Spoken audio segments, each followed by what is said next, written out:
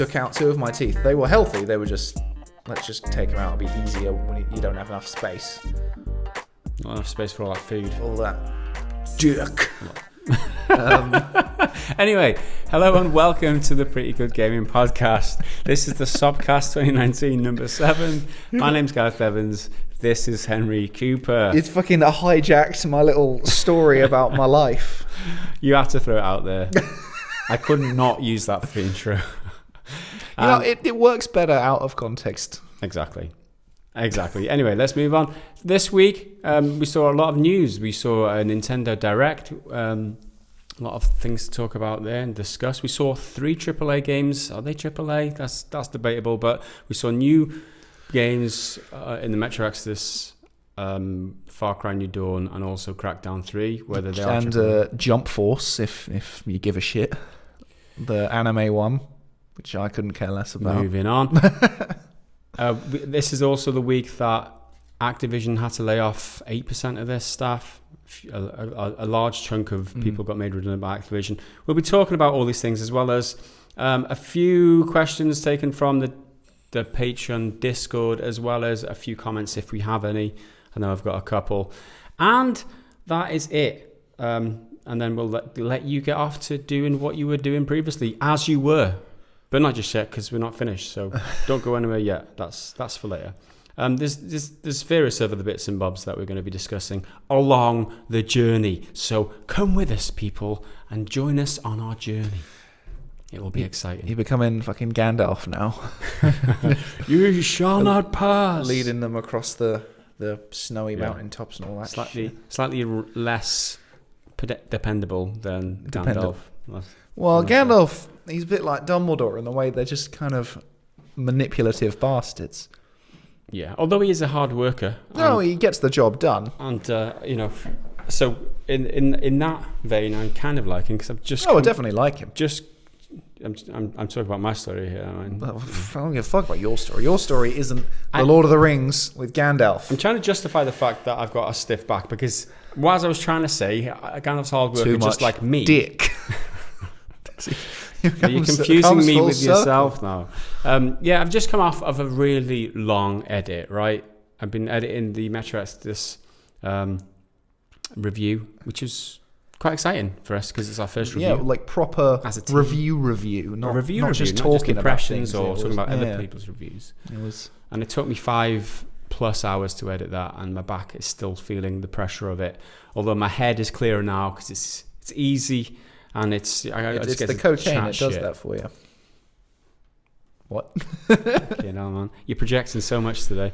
It's the weekend. It's Friday, man. It's the party. So for those of you who are watching this on Patreon or through Patreon, you'll be getting this on Saturday morning. For all the rest of you who do enjoy the podcast on YouTube, this will be Monday that you get this podcast. You do get early access if you are a patron. Head over to patreon.com/prettygoodgaming if you want to contribute to the development and the production of these videos that we do produce. So the review went down pretty well. We got some good comments. People appreciating it. I love a good bit of internet validation, Yeah, validated. We tried a weird kind of structure where we just took the questions. My idea was, people going into a review, they don't want to know what the reviewer thinks. They want to know the answers to their own questions, right? Yeah. That's the way I always approach it. And it's I want to know very specific information, like, is this part of the gameplay good? What stands out about the game? What's the monetization like? What are the other key points of the game? Does it appeal to me in my tastes in games? And from that perspective, that's all the review has to fulfill for me. I don't care whether the reviewer likes it. I don't give a shit. I mean, that doesn't really matter to me. His enjoyment of the game is irrelevant. Okay. Yeah. For a large part. Yeah, I mean, there'll be certain people I care about their opinions of.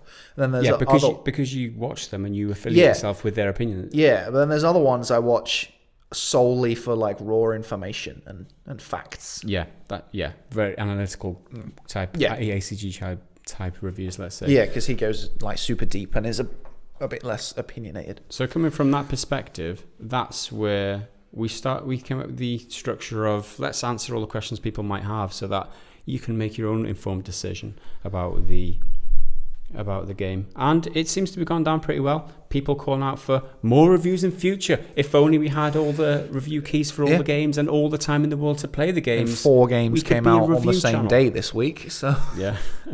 Well, if there's any developers watching, send us the fucking keys. We ask for them, but it doesn't always happen. Yeah, that's true. Great review, guys. Want to see more in future. Glad you briefly covered Enemy. Something I found really important in my FPS. You're welcome, Gladiator Scoops. You're welcome. Gladiator Scoops cares about his AI. I mean, if you're a gladiator, you got to be thinking about your enemies, right? And if they got bad AI, Chub Mouse being funny. Holy shit! How'd you get it a year early? I like that's one thing. Like, it's one of the funniest ones about the Epic Steam thing. I like that kind of humor. Yeah, like, I understand there's the controversy and all that, but I'm glad that so far the comments don't seem to be just bogged down in people being bitter either way. There's no Steam fanboys being like, oh, fuck Epic because blah blah blah. But there's also no people just shitting on everyone's opinion, being like, well, if you're not playing on Epic, you're just a dumb fuck. Yeah, there's people talking about it, but it's generally quite civil at the moment. Yeah, generally. There is the few where it's like, oh, I can't trust Epic, blah, blah, blah, blah, blah, blah. Well, we're talking about the game here, not talking about the platform. You can get it other places other than Epic. If you want to get on the console, you could do that. It seems like some people are just like transfixed on this is the issue, and I'm going to write about the issue. Let's not talk about the game. It's the issue. There was one guy, we're kind of doing comments at the beginning here, but it's I was just going on this video, called Shadow Band, and he timestamped 2 points, 11:27 and 11:38. And 11:27, broken game / product, studio aware of it, they sell it anyway, therefore it's a scam. 11:38, no. And so I was like, I don't really remember what we said there. Talking about monetization, right? Well, I don't even think we're talking about it really there. Let's have a listen. It's the section. What section is that? If it loads. Nope, it's just going to sit there with a loading. Have you got it up? Yeah, it's that. So there's a bit in the gameplay where you don't really do anything. Yeah. Let me have a read of what he said. Broken game product studio over at 138. No, 138. Is it value for money? No. Yeah. So he doesn't like the game. I mean, okay. I just feel like your timestamps are bad. Yeah, they're a little bit off. But then again, the fact that he's played the whole game prior to launch. Well done there, Henry. I doubt he's played the whole game through, so he's saying it's not value for money and that it's broken and stuff. So, well done with your superpowers. Your concise analysis. Well, the fact that he hasn't probably played all the way through. Exactly, that's what I mean. Like he can understand that much of the game. Like I said at the end of the video, your opinions are the facts on the internet because nothing else matters, right? That's the fact. The game isn't value for money. He hasn't even fucking played the game. Don't give me that shit. Told off, son. Anyway, why are we flapping our lips? What are we talking about now? Right. What have we got on the agenda, Henry? Come on, you've prepared all what this. happened in the Nintendo Direct? Right, so I didn't. So what happened? Nintendo Direct. They did launched it. They did a thing, and it was kind of just like a mini E3 type deal. They were like, "Here's a bunch of shit we've got coming up." As usual, announced it out of nowhere. Nintendo Direct in 24 hours, and then dumped a shitload of information. Just here you go. Here's a load of stuff, and also here's a fancy remake remaster of Legend of Zelda: Link's Awakening, which everyone kind of went ooh about. Yeah, I think the people who played it originally on the Game Boy, which I count myself among, are really excited because the old Link games hold they hold a special place in your heart for anyone who played those games because they were so special in terms of how they how much better they were than any other games back in the day, because that game stood out. And I think from what I played of the other ones too, the one on the PlayStation, what was that called? Not the a Zelda game on a PlayStation. No, it wasn't even that, was it? It was the Super Nintendo that my mate had, and I played a little bit of it, and he washes up on the shore. You guys are going to tell me, and you're going to be shouting at the video right now, guys, how could you not know the name of this awesome... I don't fucking know. It's all right, it'll drive the comments up, won't it? But because it was so much, there was them people who've played it in the past, and there was the people who just looked at the gameplay, haven't played the original, liked a more recent Zelda game probably, and thought, oh my, holy hell, that looks pretty cool. I'll pick that up as like an indie looking type of game. Yeah, I've never been a super Zelda fan. Like I like the idea and stuff. I just never actually end up playing them for whatever reason. I've never seemed to have my hands on them. But this art style looked really cool. It looks really super nice. What's the word? Like claymation. It's like when you do stop motion with clay, like Wallace and Gromit or something like that. And it just looks really cool. There's a game that's been teased for a couple of years now that looks kind of like that. And you're a fox and you're going around, and it's kind of original Zelda type of gameplay, but it's the same thing. And I don't know whether they were inspired by that to... I can't remember what the fuck it was called. Maybe again, you guys in the comments. But like I said, my brain is fried today, so forgive me for not firing on all cylinders. So, well, so that was the big closing statement of the Nintendo Direct with a cool little anime-esque trailer thing at the beginning. It was like a bit cartoony and built suspense. Like, oh, what's this? And then you see Link, and it's like, oh, okay, it's a Zelda thing. And then if you're familiar with that particular game, it twigs for you. But I'm not, so I was just like, oh, cool, looks fun. Mm-hmm. But then the other one I was interested in, because there's loads of stuff being remastered and re-released on the Switch over the past few years. Assassin's Creed 3's one that's been kind of promoted recently. But Hellblade is coming to the Switch, and I'm fully on board with that because I really want to play Hellblade, but I was probably just going to get it on my PlayStation. But now if it's coming to Switch, I might go that way, just because I want to get more on my Switch. It definitely is a good choice for the Switch, and I think one of the problems with the Switch right now is that it is devoid of these bigger budget games. Although Hellblade isn't specifically big budget, it looks like a big budget game because it's that type of experience, or it's like a shorter kind of triple A kind of experience. But this is exactly what Switch needs: is less of the indie looking games and more of the triple A looking games. Yeah. And I think Matt Piscatella, who's one of the industry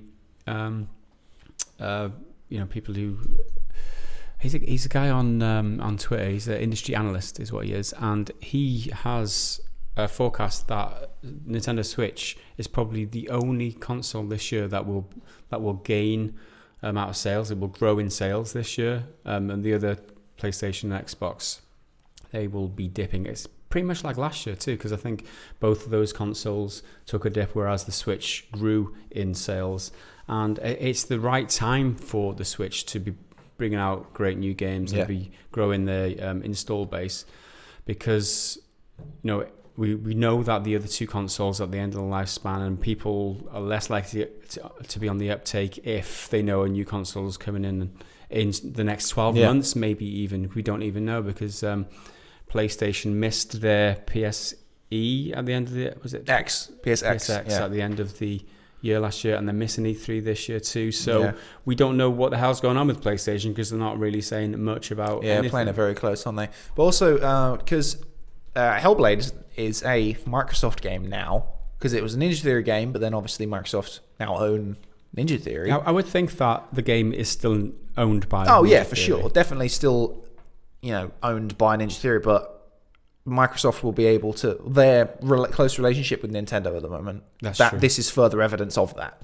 Yeah. Because they're quite chummy, because Sony's doing really well with the PlayStation. We need to team up and try and take them out. That is a good point. Hellblade is definitely a coup for the Switch. I mean, for those of you who haven't played it, if you get in on the Switch and you have to play it and you want to play it on a small screen, definitely don't miss out playing it with headphones, because it will not be the same experience. I mean, playing it on a handheld, it will probably detract a little bit from the immersion, although it's not necessarily. But the headphones are a must for those of you who are thinking of picking it up, because Hellblade is an experience that you can only appreciate with headphones. That's for sure. So that is now definitely even further on my radar than it already was, Hellblade. So I keep looking at it, thinking about buying it. It's quite cheap at the moment. It's normally like 15 quid or something. I'm like, I could buy that, but I'm like, well, no, I've got other things I need to get through first, so I'm kind of putting it off. But if it comes to Switch, it might expedite it a bit more. But other thing in the news, which I think is just a nice bit of good news, and a bit more good news for Capcom, is Resident Evil 2 is getting some free DLC today. The 15th of whatever we were in, February. 15th of February. Awesome. Called something like The Ghost Survivors, or The Ghost something. I can't remember. Yeah, Ghost Survivors is what it's called. And I think they're 3 short, I don't know how long or anything like that, but mini little stories featuring other characters. Nothing to do with Leon or Claire. It's other people in Raccoon City at the same time. So I think there's one guy who's a umbrella security operative, like a soldier. Mm-hmm. There's, I think, the mayor's daughter or something, and the owner of the gun shop. That's great. So I think they're all playable, and it's just more free DLC, more content, and it's free. This is how it should be done. Capcom need to be credited for this. There are a lot of things that they've been shamed for in the past. Yeah, they've had plenty of missteps. I think this is a great move. I mean, how can you argue that it isn't? Unless there's anything we've overlooked in terms of monetization. But it's free content, guys. Yeah. I mean, how can that be a good thing? Awesome. Well done, Capcom. Yeah, they're doing well. What else do we have? Game Informer are continuing their Outer Worlds coverage. The Outer Worlds. Yeah, which is always good news. More info about that game is better. They did 2 little videos that I clocked onto, I think, throughout this week. One was about the combat, and it was saying that obviously there is combat. It is a first-person shooter, but it's very much an RPG like first. Yeah. So they are working on shooting, but that's not their absolute number one focus, because you can shoot your way through, you can stealth your way through, or you can talk your way through. And they also said that factors into like your length of time to play the game, like how long it's going to take. Yeah. Because sometimes you can shoot your way through, you'll get through fast, but if you talk your way through, you'll get through even faster. Without combat. Yeah, you completely get rid of that combat counter. And sneaking will take longer. Because you always take You need longer. to look around and make sure you don't get seen. So that sounds cool. That was interesting. Also, they had kind of a nice comment about the controversy surrounding Fallout 76. And the Game Informer people asked them, well, what do you think about, how that game's been perceived? Because obviously they've had close relations with Bethesda, having worked on, Fallout New Vegas. Yeah. And I think they had just like a really nice response to it. They were like, well, we don't want to have our game measured by just shitting on another game, essentially. Yeah. Like we're not existing to be in spite of their missteps or whatever. At the same time, what they probably didn't say is we love the fact that people are looking at the game because they hate Fallout 76. They probably appreciate all the extra publicity. Yes, for sure. On the back of Fallout 76 disaster and all the publicity they've got from all the headlines saying, fuck you, Bethesda, we've got Outer Worlds to look forward to. But that's not the kind of thing that they can say on camera. I found it interesting that Game Informer released that snippet, look, for all the coverage that they covered, that very snippet, less than 2 minutes of that controversy kind of associated material that I've got as a separate video. Yeah, it's definitely part of a full interview. They just was like, no, this bit's this is a juicy little nugget. Yeah, and for sure. And all the YouTubers lost, some well-known YouTubers, the controversy-based YouTubers losing their shit. Holy fuck, this is enough to spread out into, let's iron this out into over a 10-minute video so I can The Outer Worlds shits on Fallout 76. Well, no, it doesn't. No, that's not what they said. That's just the clickbait. Read past the headlines, people. Well, I thought this game, it just feels nice. It just feels like it's nice. Coming from like a nice place. There's no bitterness or like dirty, underhanded stuff in it. There's just people making a game that they would love to play. Yeah, which I think is really just nice to see. No, I think we're all on board here with the Outer Worlds, and I hope you guys are too. We will be covering it in depth when we'll get more information. Hopefully, we get to be able to play it, and maybe that'll be another game that we review here on the channel. So I will 100% be playing that game. 100%. I will 100% be playing the game 100% is what will be happening. My brain is fried. One of the other things they said about the length is that it's probably not as long as a lot of people think. because it's not going to be this cyberpunk thing. I think we talked about this last week, but I can't remember. Yeah, the cyberpunk. Yeah, it's not their cyberpunk. Obsidian, yeah. It's just they're making their experience, but it's not all about length. I think the thing that resonates with me that I've seen from all the footage and interviews that I've come out from Game Informer is that they are very keen to set expectations low. Yeah. I think that's the biggest fear right now, is that people's expectations will get run away from them and get so big, and there'll be so much hype that when the game actually delivers, it won't be anything like people are trying to build it up to be. And I think that a lot of what they're saying in these interviews is trying to just rein it all in and say, hang on a minute, it's not that long. It's not going to be the cyberpunk. It's not going to be this. It's not going to be the Fallout of the new Fallout. It's not going to be that. Because this is it's maybe a huge opportunity for Obsidian to break out into one of the well-known developers in the industry. I think that the people who've played Obsidian games in the past know the pedigree of the studio and how well they generate games, but they're not really a household name. They're not. Yeah, I don't think they're ready for that sort of thing. I think The Outer Worlds 2 could very much be a cyberpunk level affair. Yeah. But this is a brand new IP of a developer who they are known in the community, but they're not like a massive name to a lot of people anyway. So they need to kind of confirm what they want to do, because they either did go completely bankrupt or almost went bankrupt before Microsoft came in. They've had money problems, that's for sure, yeah. So they've got to be careful with what they're doing, and they can't just put it all in to be like, oh, we're going to have a map that's this big by this big, and it's going to be huge. You can romance a fucking bush if you want to. Like, they're very much setting people's expectations where they should be, and I think that's a good thing to do. That's a very clever thing to do in terms of. You think about games, the obvious comparison is something like No Man's Sky, right? Yeah. Where Sean Murray just got away from himself and just promised the world, and everyone was hyped, and then it just got bombed. It just got review bombed. Everyone hated what it was in the end because they didn't know that it's going to be like a scaled down version of what was promised. But that's the thing. Hype is a valuable but very dangerous tool when it comes to marketing. You lose a lot of respect if the game doesn't match the hype. That's and like with Sean Murray, it came from a good place and excitement for his own product, but it was misplaced. Like, it was just untrue, like factually incorrect. Very much like Peter Molyneux, which if I can use this as a segue, he has released a video this week, and it's quite funny. This is a Red Bull gaming video. Did you watch this? Yeah, it's like a city sim or something. Yeah, it's like a cartoony type of. You build like a town, and you're making products. You're a tinkerer or something. But Peter Molyneux, for those who don't know, was the mind behind a lot of the most beloved games in the past. Like, you're talking the Fable series, talking Populous, which was one of my favorite. A lot of these like God type games, but he's a notable overpromiser in much in the same way. And funny enough, they both, Peter Molyneux and Sean Murray, reside in Guildford, which is something in the water. So, there's something going on there. So that was a notable thing from this week. I thought I'd just throw in there.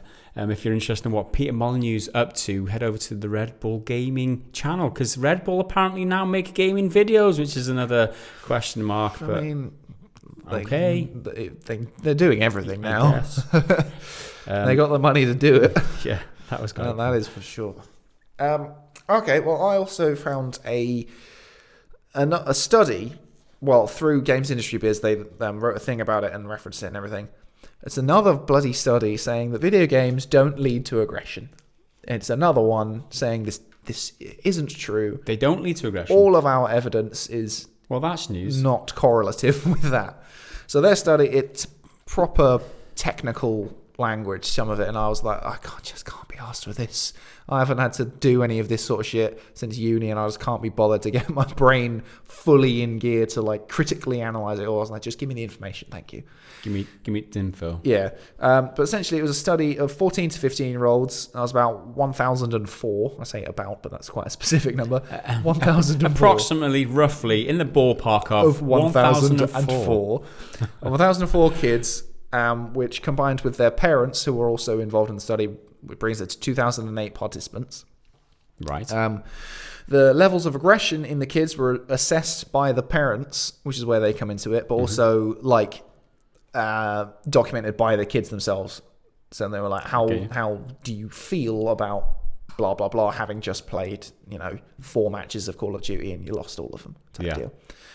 And apparently it's one of the first to kind of do it that way, because normally it's just based on what the kids themselves think and not about the people who observe them in their environment or whatever. Parents or whatever, yeah. Again, found no link between video game violence leading to aggression, but they did say there was a link to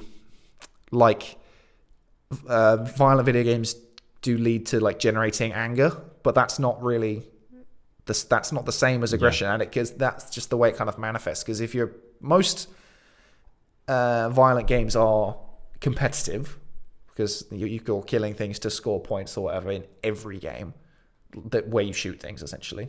You're shooting to win, so there's a competitive edge. That will drive up your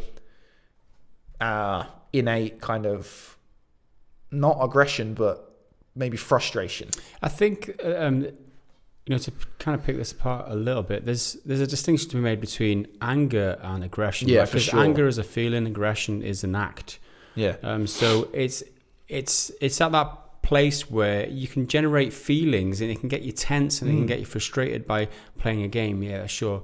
But translating that then into a physical manifestation of that, which is like acting out and shouting or being aggressive towards someone or being violent or whatever, that's a different ball. And they make reference to stuff like that anger coming out in things like trash talk. Like you're playing on a multiplayer game and you'll say something mean to them because they just killed you and you feel annoyed because you've been killed. That's totally fine.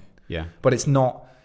There is no suggestion that playing a violent game will lead you to pursue violence in the real world. No, I think any sort of link like that is going to be pretty tenuous. You've got you've got to study more people than 1,004, and also you've got to do it more. I don't know how scientific this study was, whether they had your control group or whatever, and they compared the results from the people who were, how aggressive and people who played games versus people who played non-violent games or whatever. I think they got on to play a selection of games. I'm not entirely sure, but I think I gathered that. Yeah. So I mean, without looking at it, I couldn't. Yeah, it's quite a comprehensive paper. It's published, I think, by one of the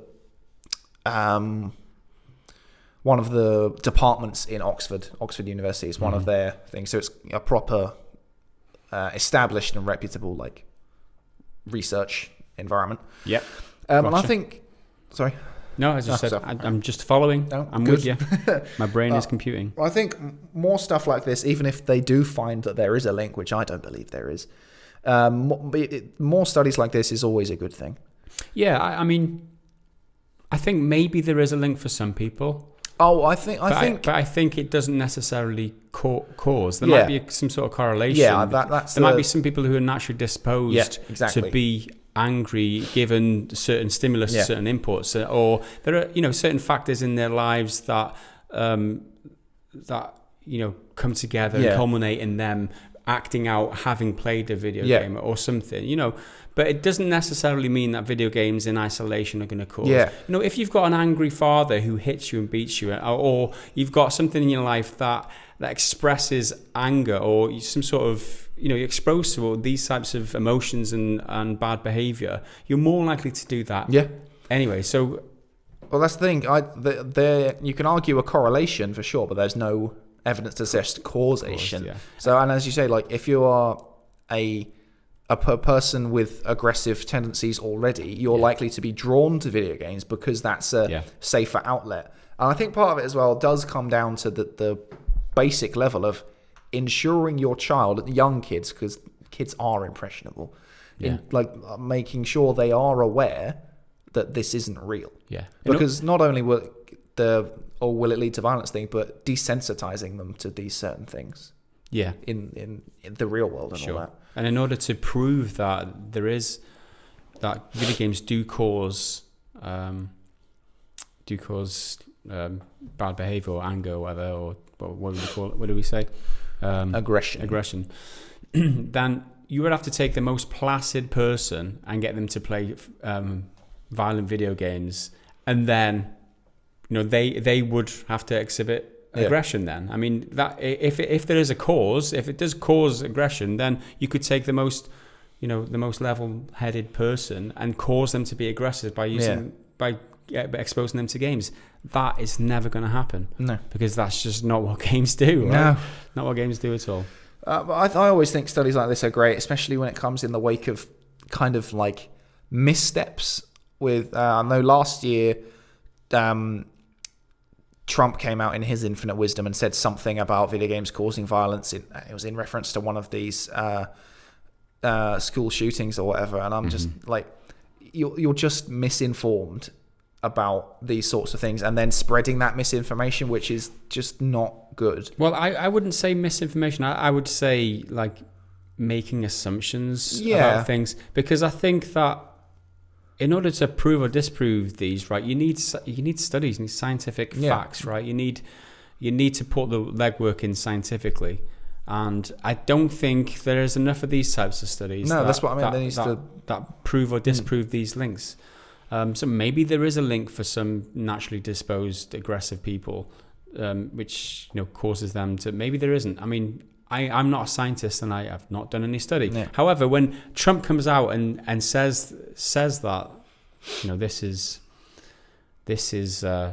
causing this is causing that, without actual. And he doesn't say it as fact or anything. He doesn't say, video games cause violence. He says that he has read something or has been led to believe this way. But that's fine for you to read things and think that. But when you are of a person of that level, you need to look a bit further and make sure what you're saying is at least balanced.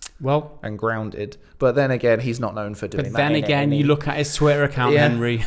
His Twitter is a right laugh. Look at his Twitter account. Oh my God. But yeah, there was a couple other things recently about video game violence in different states in America and their lawmakers. I think there was one. A Rhode Island politician proposed an additional tax on violent video games, and this was then brought back up again by a Pennsylvanian lawmaker proposing a 10% tax on video games, which the ESA, which is the governing body for gaming in industry in America, described it as a violation of the US Constitution. This is all bollocks, man. This is politicians. I know what will solve the gaming anger issue or whatever, violent games. I know what will solve that. Taking more money off people so that we can spend it on our economy. Or taking more money off people so we can it's just daylight robbery. It's just these I'm so cynical when it comes to politicians. It's like that's not going to solve anything. No. How is that going to reduce anything, even if it was a problem? You take it this way, right? If anyone who played a violent video game were 5% more likely to burn down a house after playing it, how would taxing them 10% more reduce the amount of people burning down houses? There's no logic there. It doesn't make any sense. No. All it does is line their pockets with more silver, and that is it. That's it. You fucking stupid politicians. Rant number one of the podcast. I think half of the. They know that. They know it's bullshit, but they'll just be like, well, people will lap this up and I'll get votes because it's a narrative that a lot of people are involved in. I just hate the way that politicians think that anything that's bad, they can draw legislations or whatever and spin it in a way that makes them more money. Yeah. It's like, you're driving over the speed limit. Let's stick a speed camera here so that if you drive 3-4 miles per hour over the speed limit, we make more money. It's like, what part is that is actually stopping people from driving slower? It's none of it is. Anyway, I'm ranting now. Can we move on? Right. What's next? This is one that seemed like bad news, but turned out to be fucking fake news. Well, not so much that fake news. It was misinterpreted. Yeah. Misinterpreted. Which was a fair interpretation. Should we talk about what we're talking about? Yeah. Right. So, Bethesda are publishing upcoming game Rage 2. Comes out, I think, in May. I can't remember if they've set a solid date. Rage 2, May 14th. Yeah. They put out their a special edition and a couple of things that it was going to come with for £20 on top of base version. You would get cheat codes and the XP booster. And now the assumption, which is a fair assumption at first, to at first glance. Right, let's be straight with this, and this is an all due respect to them at Layman Gaming. They did come out with a video saying that they saw the marketing for the deluxe edition, and they saw that there was free XP booster, there was XP booster and cheat codes in this higher tier version of the game. So they jumped to the conclusion, and in all respect to them guys, because they're great at what they do, but they did jump to the conclusion that this was going to be unique to this version of the game, and that you could only pay. The only way to get the XP booster and the cheat codes was to buy the deluxe edition. However, the Rage Twitter account came out and responded to them saying, this is all in the game if you earn it, but it just might take you a little bit of time. This isn't paywalled. This is gated to a certain point where you can unlock it during the game. Which they're not selling it.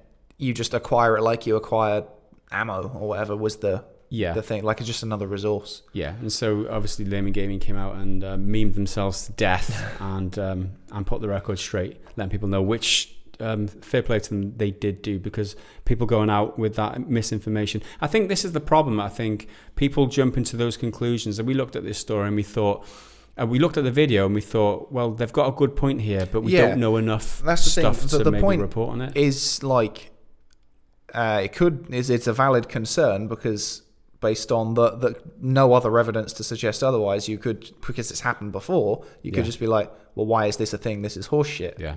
But good on Bethesda and the marketing people behind Rage to just come out and sort it out. And they kind of had a bit of fun with it as well, because they're called Wasteland Wizard Cheats or something. They were like, yeah, you can get the Wasteland Wizard Cheats from blah blah blah. We know it's a pretty lame name, but give us another suggestion or whatever. They were they were cool about it. And there's that meme of them hitting the button, that picture. Solid meme there. So they put out that forest fire pretty quickly. Did the Rage account? I wouldn't attribute this to Bethesda. It's the Rage PR. Oh yeah, the Rage. It was on the Rage official Twitter.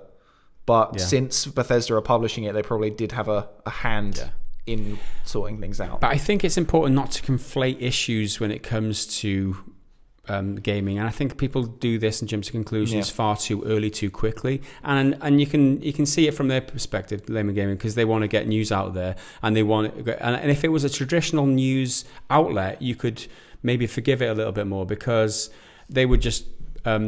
What they maybe would have done is approach Bethesda and ask for comment. But what Layman did, they published the info, and if it was a traditional news outlet like IGN or Kotaku, whatever, they would have updated the article with update. We've been we were wrong in this article. This is this. Yeah. So Layman Gaming have come out and updated. With a new video, but the original video is still there, right? So if everyone sees that video out of context in isolation, I don't know whether maybe they've updated the description or some sort of comment on the top pinned comment or something, which they probably should do. People can still watch that video in isolation and get the wrong end of the stick, which is, I don't know, it's not ideal. Let's put it that way, because although, I mean, let's look at the issue, right? Let's have a look at it. What they're offering is an XP booster in a single player game, but it's not a paywalled one. It's available in the game, so it's like a cheat. It's essentially a cheat that you earn. So is it worth being concerned about that? You think, compare that game to and cheats in general to old type games where you always used to unlock cheats at the end of a game or something, or you could just get cheats out of a magazine or something. There's up, down, left, right. There's special booklets that you could get when I was a kid. Just a compilation of them to learn what used to watch. What was it? Game. What was the fucking show with Patrick Moore? I can't fucking remember. And there's a little segment where they just read out 2 or 3 cheats from specific games. Is that all it is? That's the question. Is that all it is? And I don't feel like we'll know until Close as the sound, I guess. I want cheats to come back because not a lot of games have them. Or they do, but they're, like, not very good. Yeah. Like, I know the original Red Dead did have them, but it wasn't like codes. It was just something you switch on in a menu. Yeah. And I miss the up, down, left, right. Yeah, that type of input. I think games these days are far easier than they used to be. Yeah, I get that feeling. I think that cheat codes used to get unlimited ammo. You used to have God mode. You bulletproof. You could just completely. I'm thinking GTA, like GTA 3 or whatever, where you could get all the cheats and just like absolutely tear up the world. And these days, you in a lot of games, you're pretty much unstoppable anyway. Yeah. So I don't know, and then they monetize other. And if there are cheat codes, they monetize them or whatever. Well, I think part of the thing with games becoming easier is the quality of things like the game engine itself is often cleaner. So a lot of games back at 20 years ago were harder because you had to be super precise because otherwise your character's not landing there. Like you either land on this spot or you're dead. End of. Whereas now I think they're a bit more forgiving with the engines because there's normally like a crawling animation or something. Like if you get to the edge, he'll like scramble up or something like that. It's not with everything, but yeah, I think they're a bit more forgiving. But I think that comes with a shift towards I don't know, more realism, I suppose, in animation. I think realism might be the wrong word, but I don't know. Yeah, there's definitely a balance. Anyway, I don't know about you. We're going to take a break now, but because I definitely feel like I need a coffee to wake up a little bit before we've got Activision layoffs to talk about. Oh my god, my brain isn't going to handle that in its current state. We've also got Crackdown 3 reviews to look at, as well as the Far Cry New Dawn reviews to look at, as well as your comments, questions, and other headlines from the week. We will be back in a few short seconds. Don't go away.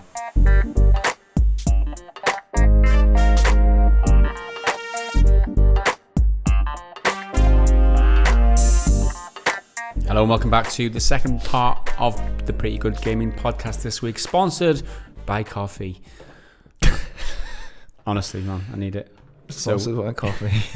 These are the Pretty Good Gaming cups, by the way. Those are the Pretty Good Gaming shirts. If you are interested, and the clock, and there's the stickers, and any of the merch is available from the links down in the description of this video. It's almost like it was planned. It's almost like it was, but it actually wasn't.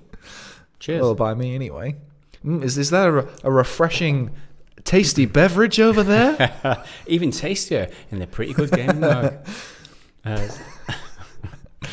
Oh wow! So right, what are we talking about? What are we talking about? Are we talking about the layoffs? The one we've all been waiting for this week. Activision laid off around 800 of the 9,600 staff. If we work it out at 8%, which they said, which is a lot of people being sacked this week. But that isn't. It doesn't. I mean, that just sounds like a business decision. That sounds like it sounds like a company who's maybe had a bad year, who's done, who's made bad decisions. Hasn't made. You've got to make money. cutbacks. Yeah, got to make cutbacks because it happens in business, right? It happens in business. I mean, you can't deny that that's how business works. However, you wouldn't expect that from a company who just had a record-breaking year, breaking all their fucking records. What the actual fuck are you doing here, Activision? A lot of people angry about this on the behalf of the people who lost their jobs, and I can kind of understand, given the context, right? You can kind of understand. Like, we've earned so much money from Call of Duty Black Ops 4. I think it was the highest selling game of last year. I can't remember if that's exact, but it's definitely well up there. But it didn't quite make as much money as they wanted. But obviously, Mr. Kotick was taking home like a 27 million bonus, gross income. Yeah, we are talking about the CEO of Activision here, Robert Kotick, or Bobby Kotick as is known, and I think Jason Schreier was one of the first to call him out on Twitter, and he has mentioned this in the past where he had the conversation with Young Ye in the past about the biggest problems in the industry, and it was Jason Schreier's point that people like Bobby Kotick take home so much money per year, and then they're laying off all these people. Now, I did the maths on it. It's something like, to employ 800 people on a 50 grand salary, I'm estimating that's what, in terms of dollars, it's a pretty decent salary. That's about average for the industry, I think. It comes out at $40 million a year. So that's how much they would need them, in terms of Bobby Kotick's bonus, which is 28 million. Like, half the people laid off could have been employed for another year if Bobby Kotick wouldn't have had the 28 million salary and only taken 8 million in a bonus. What the fuck is going on here? These numbers are ridiculous. Well, but this is how big business works. This is how to argue against this happening is to argue against the whole capitalist system, right? This is how it works. The people at the top of the tree get paid the most because of whatever fucking reasons, and the people at the bottom just have to fucking lump it. It's horse shit. Well, Jason Schreier tweeted a really good graphic of the various amounts that people for Activision Blizzard get paid. So Bobby Kotick, CEO, in salary, apparently it's $1,750,000. That's just salary, so that's the amount you get paid for doing your 9 to 5 job. Mm-hmm. Apparently there was no bonus, but there was stock awards, which was 19,553,653. Option awards, which is 4,498,896. Non-equity incentive plan compensation, 2,808,688. All other compensation, 87,138, to create a total of $28,698,375. That's a lot of numbers. That's a lot. In loads of different things. Yeah. Like, just the lowest one is this all other compensation at 87,000. That's still loads.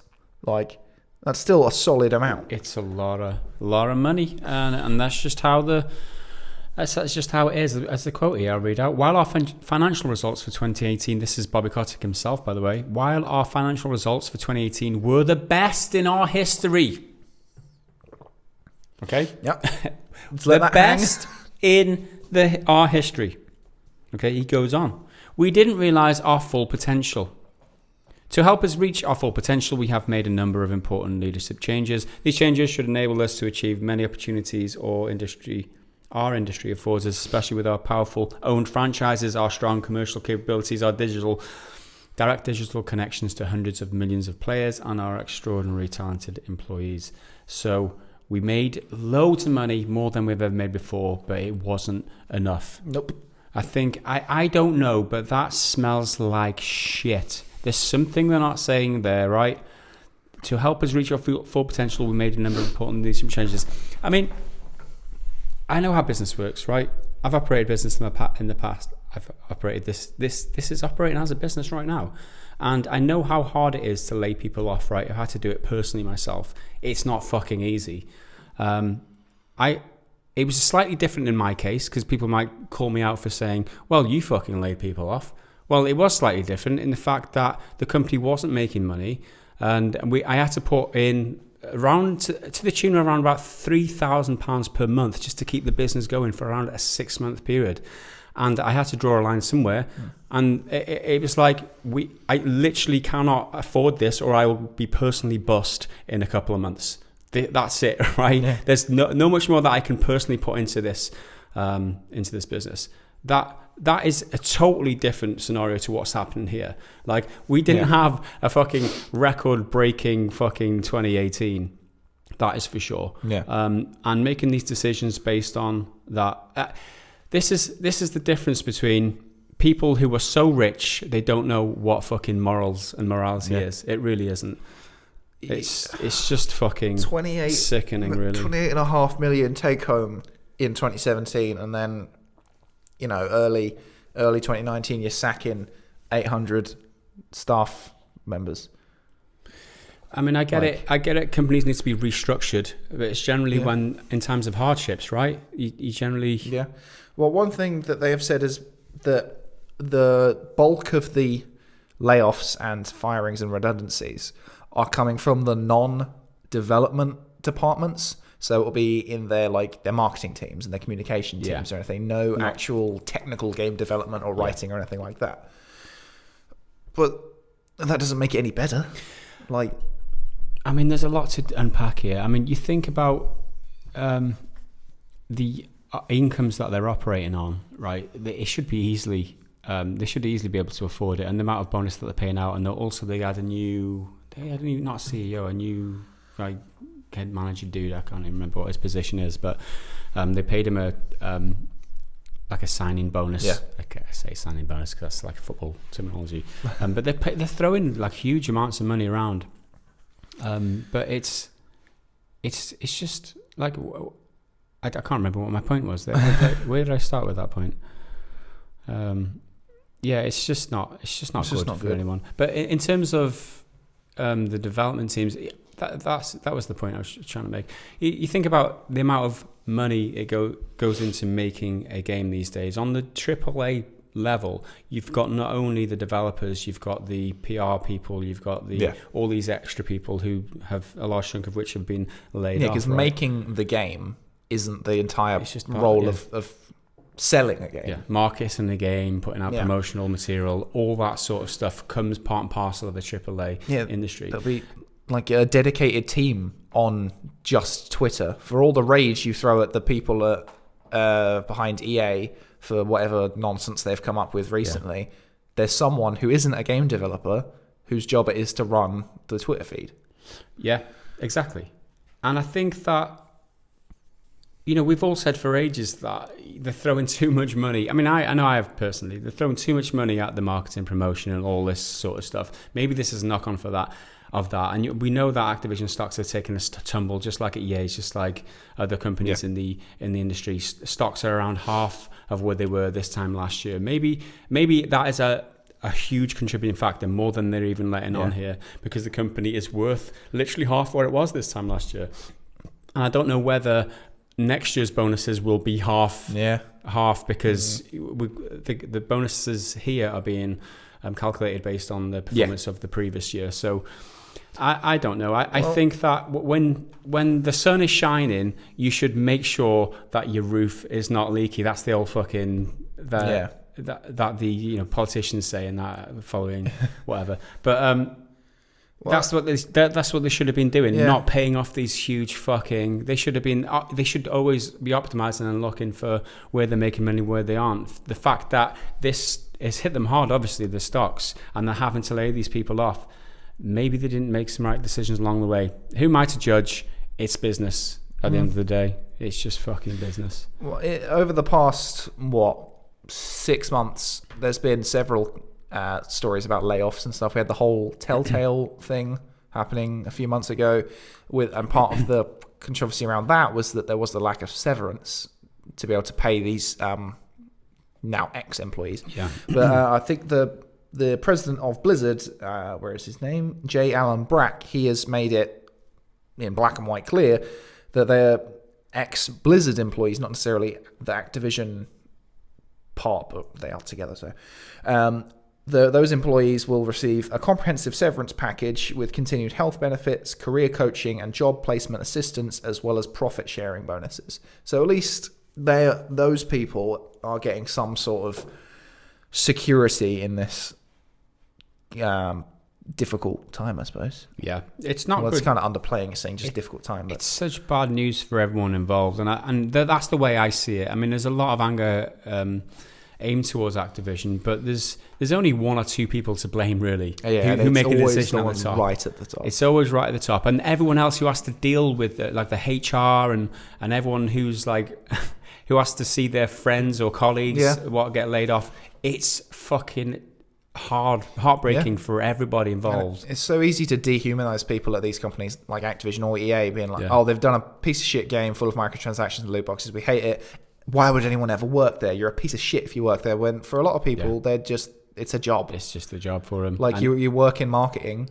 There's a job opening, or I can get paid, 60,000-70,000 a year. That's a solid salary. Yeah. So I mean, maybe my opinions on this are jaded by my own personal experiences, but that's the way. I think we should all be angry with Bobby Kotick and all the execs sitting on the board who maybe didn't fix the roof when the sun was shining. That old fucking idiom or whatever it is. Well, it's also been said, according to Bloomberg, and I think they're like one of these market financial kind of analysty websites. They're in the know about these industry things.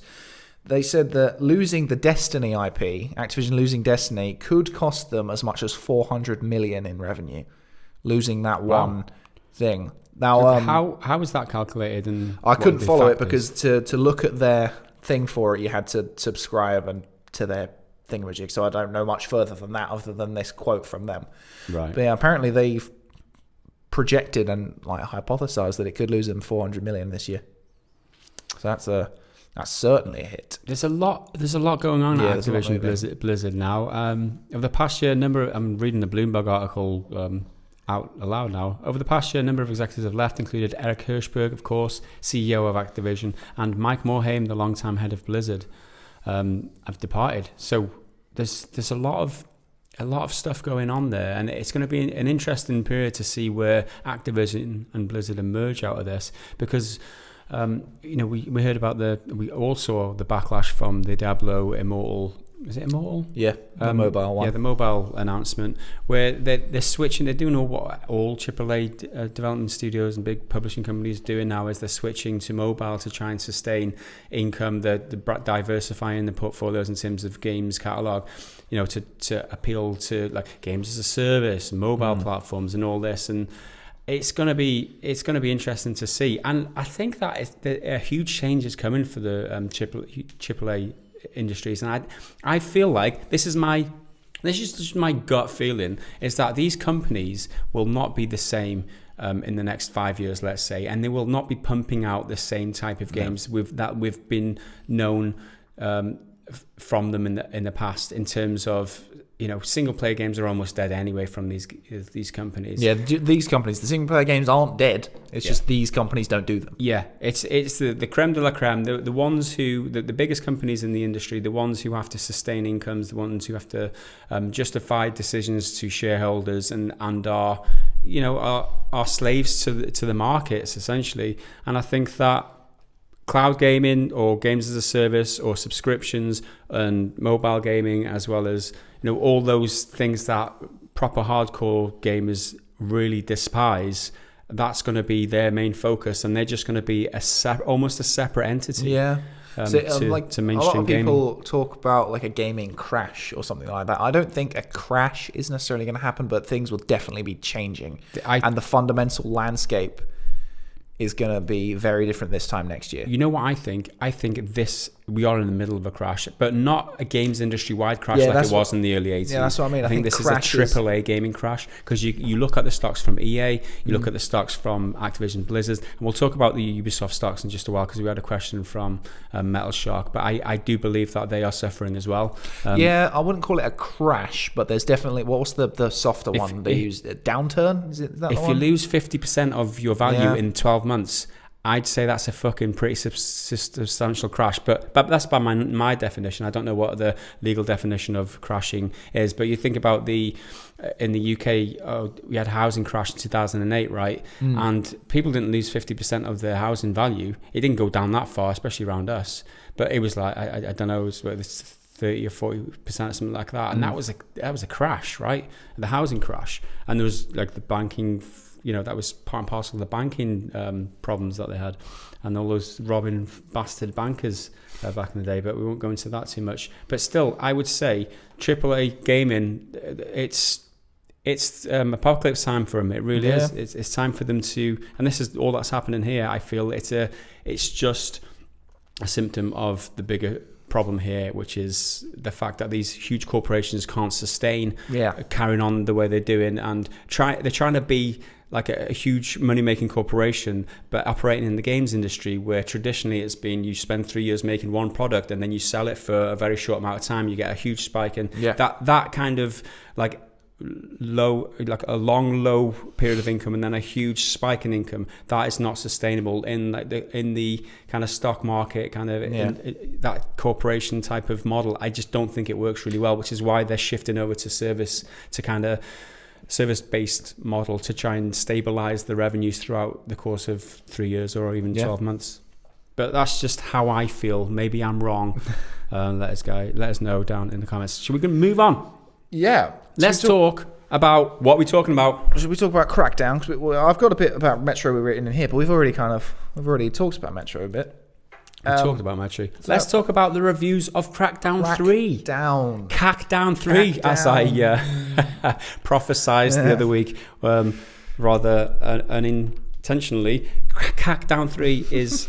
Right, what is Crackdown 3? Yeah, I hear you ask. Well, it's an action-adventure video game for Microsoft Windows and Xbox One, developed by British studio Sumo Digital, published on Xbox by Xbox Game Studios. Continuing the series 9 years after the release of 2010's Xbox 360 video game Crackdown 2.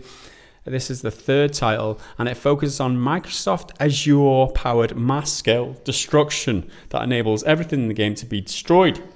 Sounds pretty fun. Only in multiplayer. But that is only in multiplayer, apparently, according to some of the reviews. So let's have a look at some of the reviews. An what do we have in the review stakes? Well, currently on Metacritic, at the time of recording, it's sitting on a 60. So that's it's an average. It's fine. Pretty poor, if you ask me. I would say these days, the way the reviews come out, if anything less than a 7...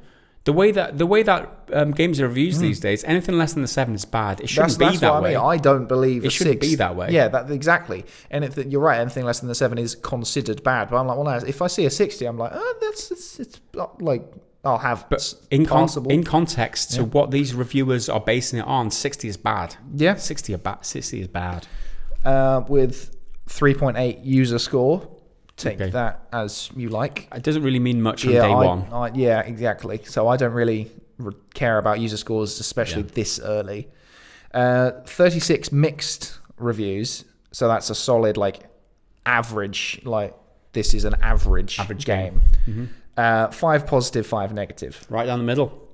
So IGN, literally slap in the middle, 5 out of 10. But just to be clear, their review is exclusively of the campaign mode, because they were doing a separate review for the multiplayer, because it is different because of the whole destruction engine. Yeah, it's completely separate. The single player part of the game and the multiplayer part of the game are completely separate. There's no overlapping. The characters are totally different, and so the PvP and multiplayer game type has to be reviewed separately because of something to do with servers, enough people playing or something like that. So a couple of the outlets have done this. So they said it was mediocre. Crackdown 3's mediocre campaign fills a big open world with paint-by-numbers gameplay that barely evolves after the opening hours. And you've got to understand, this is IGN people, and if they're giving something 5 out of 10, either Microsoft didn't pay them enough money, or it's actually a shit game.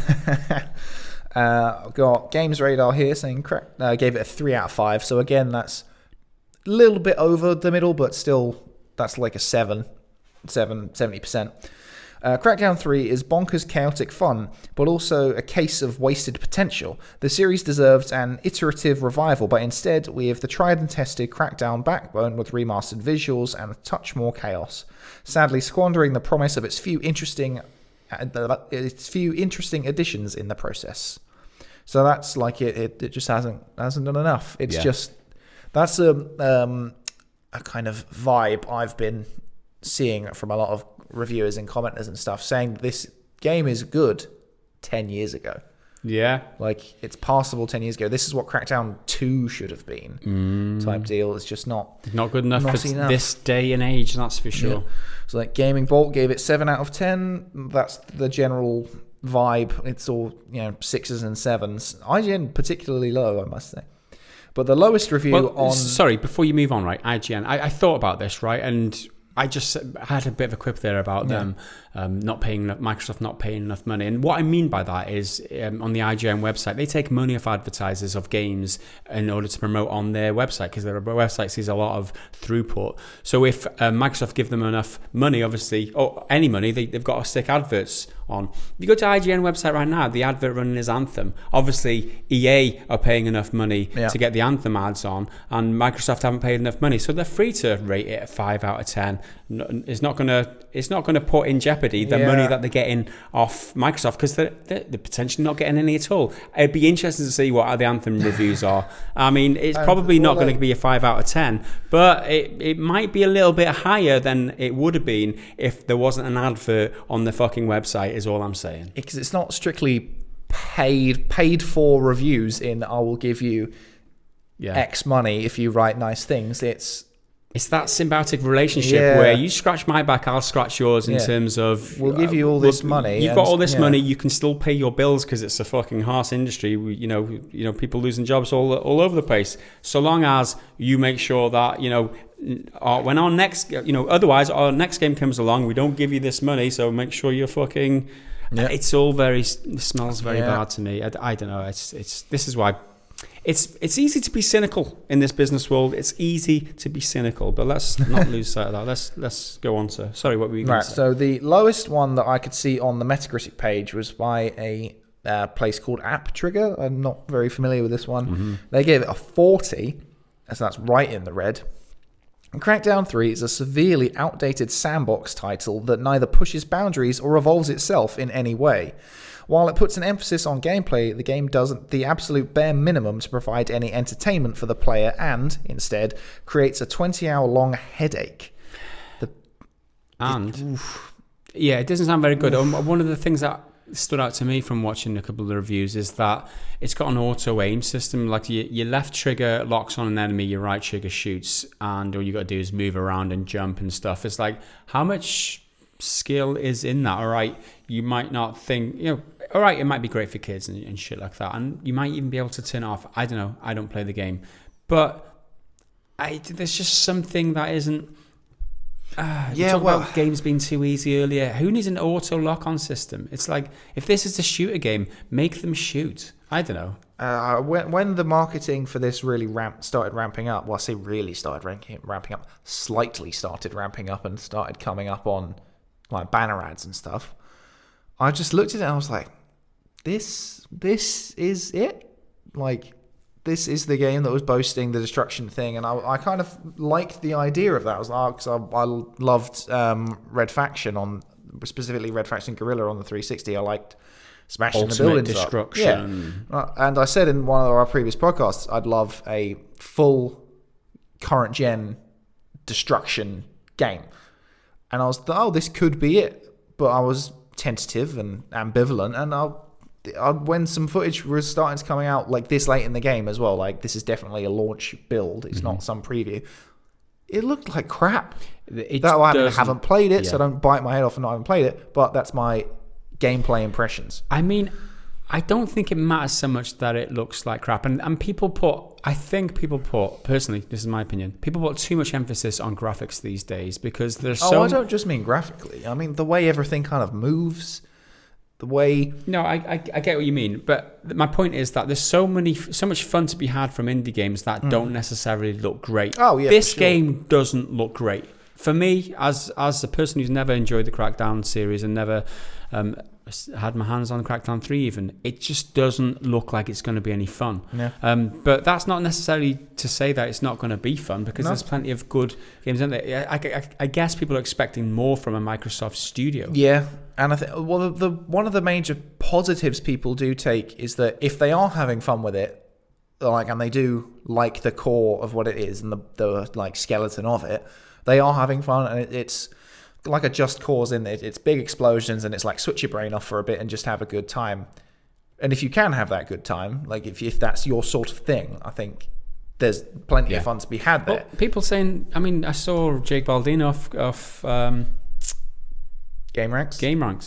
Thanks for that. He said that he's having a lot of fun with it. I only saw the first couple of minutes. He said he's having fun with it. And who are we to say you shouldn't be having fun with it?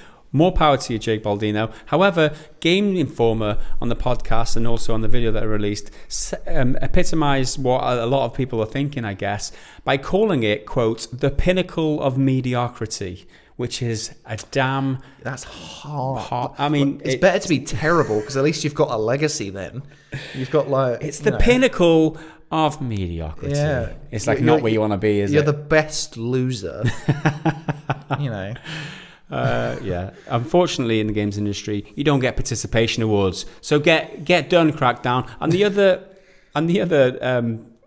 kind of headline that came out this week was the realization that when people found out you cannot play Crackdown's multiplayer with friends, as in you can't party up with them before going into... You can't lobby in with them before going into the game, which seems a bit shit. Yeah, you have to play with randos, and in the campaign mode, in the story mode, you can do co-op. So it's like, we're going to put this co-op in so you can play with your buddies in single player, but the ultimate way to play with friends is to play multiplayer, but we're not going to let you do it. Just seems a bit daft. It's a bit daft is what it is. Video Gamer gave it a 6. Press Start 7. PC Games End gave it a 6. Games Radar 3 out of 5. GameSpot gave it a 6 out of 10. All the other scores. Telegraph 3 out of 5. Stevivor a 4. So many middle of the range. These reviews are not good for an industry which usually 7 is a bad game. Usually. Yeah, that's what I mean. Because if it's about a 6, if it comes out for free on PSN, I'll definitely pick it up and actually play it. Like if you got PSN, always add the free games to your library, because then you've got them forever.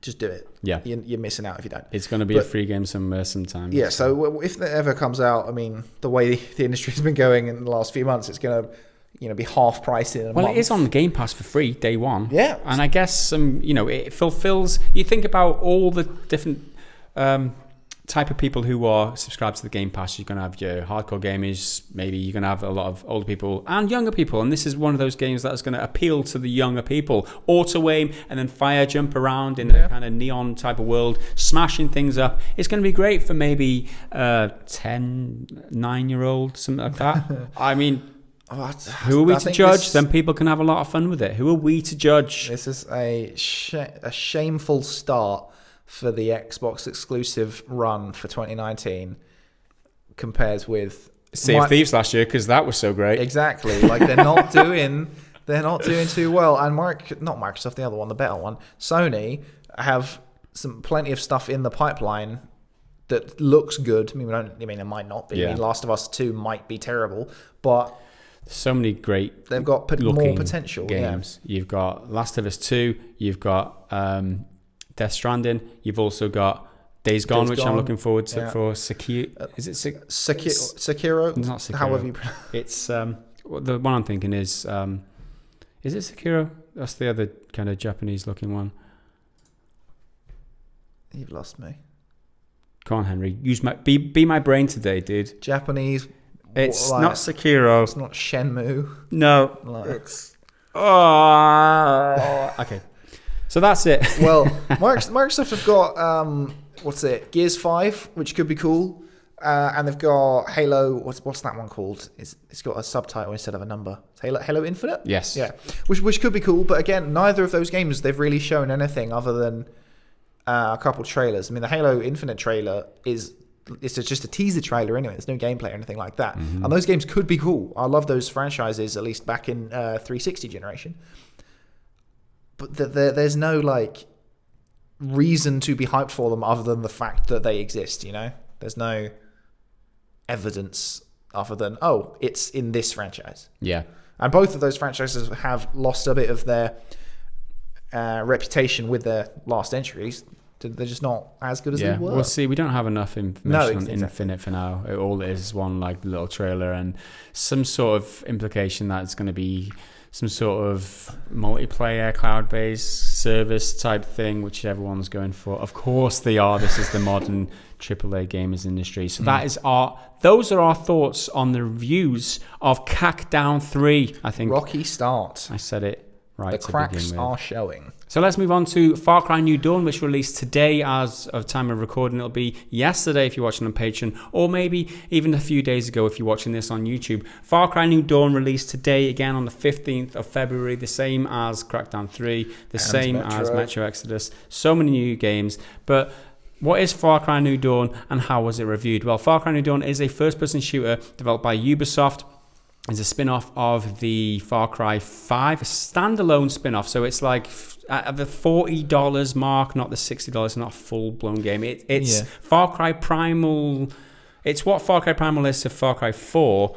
And even before that, they did it Far Cry Blood Dragon to Far Cry 3, but that was just like a DLC. It wasn't a whole standalone piece. Thing. That's still the best of all the expansions because it's like super 80s and sci-fi, and that's the best one. But this is a narrative sequel to Far Cry 5, so it carries on the story. It's like 18 or 19 years after the ending, or one of the endings of Far Cry 5. Spoiler alert, if you're still playing Far Cry 5, there was a nuclear apocalypse, and 19 years later, apparently people have been spraying hot pink around the place, and it's the apocalypse, and everything's all beautiful and colourful again. I wonder how much of that was down to the fact that Rage 2 is coming out this year. They must have been like, we've got to get in there first. Rage 2 looks way better. We've got to get there first. So it's released on Microsoft, PlayStation 4, and Xbox One. So on all of the platforms. So let's have a look at some of the scores. And Henry, would you like to take it away? Right, okay. So back to Metacritic to start off. A little bit higher. 73. 73. Which, what I would say is just above bad. Just above acceptable. Mediocre. Yeah. In industry considered acceptable, I'd be like, it's fine. There are plenty of good 7 out of 10 games. Definitely. There are plenty of good ones. And we'll talk about games being under or overrated a bit later. 2.5 user review score, 28 reviews positive, 20 mixed. So that's a bit more balanced between average to good, you could say. IGN, 7.5, calling it good. Ubisoft could have done more to refresh Hope County for Far Cry New Dawn, but there's still some good, chaotic fun to be had here. So it's not quite perhaps as good as it could have been, but there's still fun to be had. There's still fun to be had. A lot of the impressions that I've seen is that it's far too similar to Far Cry 5. There's a lot of it's even the same map. Yeah, it's literally the same map, reworked. Yeah, it's reworked. It feels the same. I saw the ACG, so good when it comes to these technical reviews, and he says it's not enough that separates it from Far Cry 5, but if you had a good time playing Far Cry 5, you'd probably have a good time playing this, which I did have a good time playing Far Cry 5. And if there's locations which perhaps aren't iconic, I think that's a bit too strong, but if there's locations which are like very familiar to you, because there's the villain in Far Cry 5 is like a cultist religious nut, isn't he? So if you can find his Joseph Seed, any of the places you interacted with him, they'll be in New Dawn, but kind of like blown up or like graffitied or whatever. Yeah, the map is smaller this time around though, so it's not the same map. However, they do include apparently there's these areas that you can get helicoptered away to. It's like a bit of a away mission, if you were if you're a Star Trekkie like me, you'll know what I'm talking about there, where you've got like a time limit to jump into an area, it's like an outpost essentially. It's like a self-contained outpost where you could go and collect the cash or something, and then get the hell out, hightail it out of there before the bad guys kind of get the fudge out of Rog. So let's have a look at some more of the GameSpot, reviews. 6 out of 10. The good. So they break theirs down into the good and the bad. The good, pre-existing exploration and progression loop is still compelling. Surprise superpowers add fantastic new elements to combat. Expeditions showcase some great level designs. Superpowers, that seems even more like they're leaning into the Rage thing to me, but I don't know for sure. The bad, light RPG mechanics feel redundant. Post-apocalyptic setting is underutilized. Plot and characters are noticeably lacking. Now, the RPG thing is one of the things that kind of threw me off when I first started seeing gameplay, because it's very much like with the numbers coming out when you shoot stuff. And I'm just not really into that. I mean, I don't mind it so much if it's an RPG game. I mean, The Outer Worlds is doing it. I know Anthem obviously does it, and I probably think a suspicion that Cyberpunk is doing it as well. Yeah, it's not so much the numbers themselves or anything like that. It's whether or not it feels like you're doing damage. Yeah, and you're whittling health. That's the problem I had with the shooting in Anthem, is it doesn't, like, the numbers come out, which isn't really a problem. Can be a good bit of feedback, but it doesn't seem like you're doing damage to them. You're just cranking a health bar down. Whereas when I saw it from The Outer Worlds, it does look like it like the health bar you shoot and it jumps like a significant amount. Yeah, I don't know. Maybe it's just me being pernickety. Maybe you were being pernickety. The plot and characters thing is kind of an interesting one as well, because Far Cry often have like not always the strongest characters, but they're definitely memorable. I think, like, with some of them, some of them, yeah. What's the guy in Far Cry 3? Voss, the psycho guy. He's nuts. Yeah. He's really cool. Far Cry 4, you can conjure. I've got a strong image of him. I don't know if you played Far Cry 4, Far Cry 5 with the terrible haircut. Yeah. In the 5, you got, as we said, the religious fella. However, this time it's the twins, right? It's the twin female bad guys, and I don't know. From what I've seen or what I've heard of people, the dialogue is really bad. Not in terms of what ACG said, especially, not in terms of how they perform it. That's not the problem. It's what they were given. The writing. The writing was so bad, and it wasn't well written. So I don't know what to think about that. I mean, I don't play these games to have a really good story experience, I'll be honest. I play Far Cry is about gameplay. Just to shoot heads. I stick a scope on my weapon, I walk around and I pop heads, and that's the fun I get out of it, and that's all I want from it. And one thing I do like about Far Cry is that the numbered editions aren't connected. They're completely like an anthology of new environments with like the same mechanics. I mean, they definitely do need some, in my opinion, some growth in those mechanics and some changes. But I like how they're self-contained, and I quite like the idea of having this follow-on sequel thing. But moving on, Games Radar gave it 4 out of 5, saying Far Cry New Dawn might be a spin-off game, but it's sure to have a lasting impact on what we think when Far Cry comes to mind. So that's quite a positive review. So if you talking about Far Cry, they're going to think about New Dawn, that they're obviously into it. Yeah, for sure. ACG said wait for sale or rent, which I think is, from what I've seen, I think that's very fair. Yeah, because I like his ratings. It's always hard to say, because I mean, I enjoyed Far Cry 5 more than the average reviewer, because when I went into Far Cry 5, I hadn't played a Far Cry game since some of 3. No, some of 4. I didn't play it all. I hadn't played an open world game for a while, and I hadn't played a first person shooter for a while. There was a lot of freshness there for me. I know it's weird saying that about a Ubisoft game, but in my personal experience, ticked a lot of boxes. Yeah, it was fresh, right? So I don't know how. You know, it's always that question is like, where are these reviewers in terms of how many Ubisoft games have they played recently? Because they're all of a much, they're all kind of the same. You always get these big maps with loads of icons and that type of shit. So, and as a reviewer, especially someone who's doing it on their own, you're not for like a big Game Informer or an IGN or a GameSpot where you've got teams. If you're just doing it on your own, you've got to play so many games. Yeah, this is why I think that reviews are so subjective.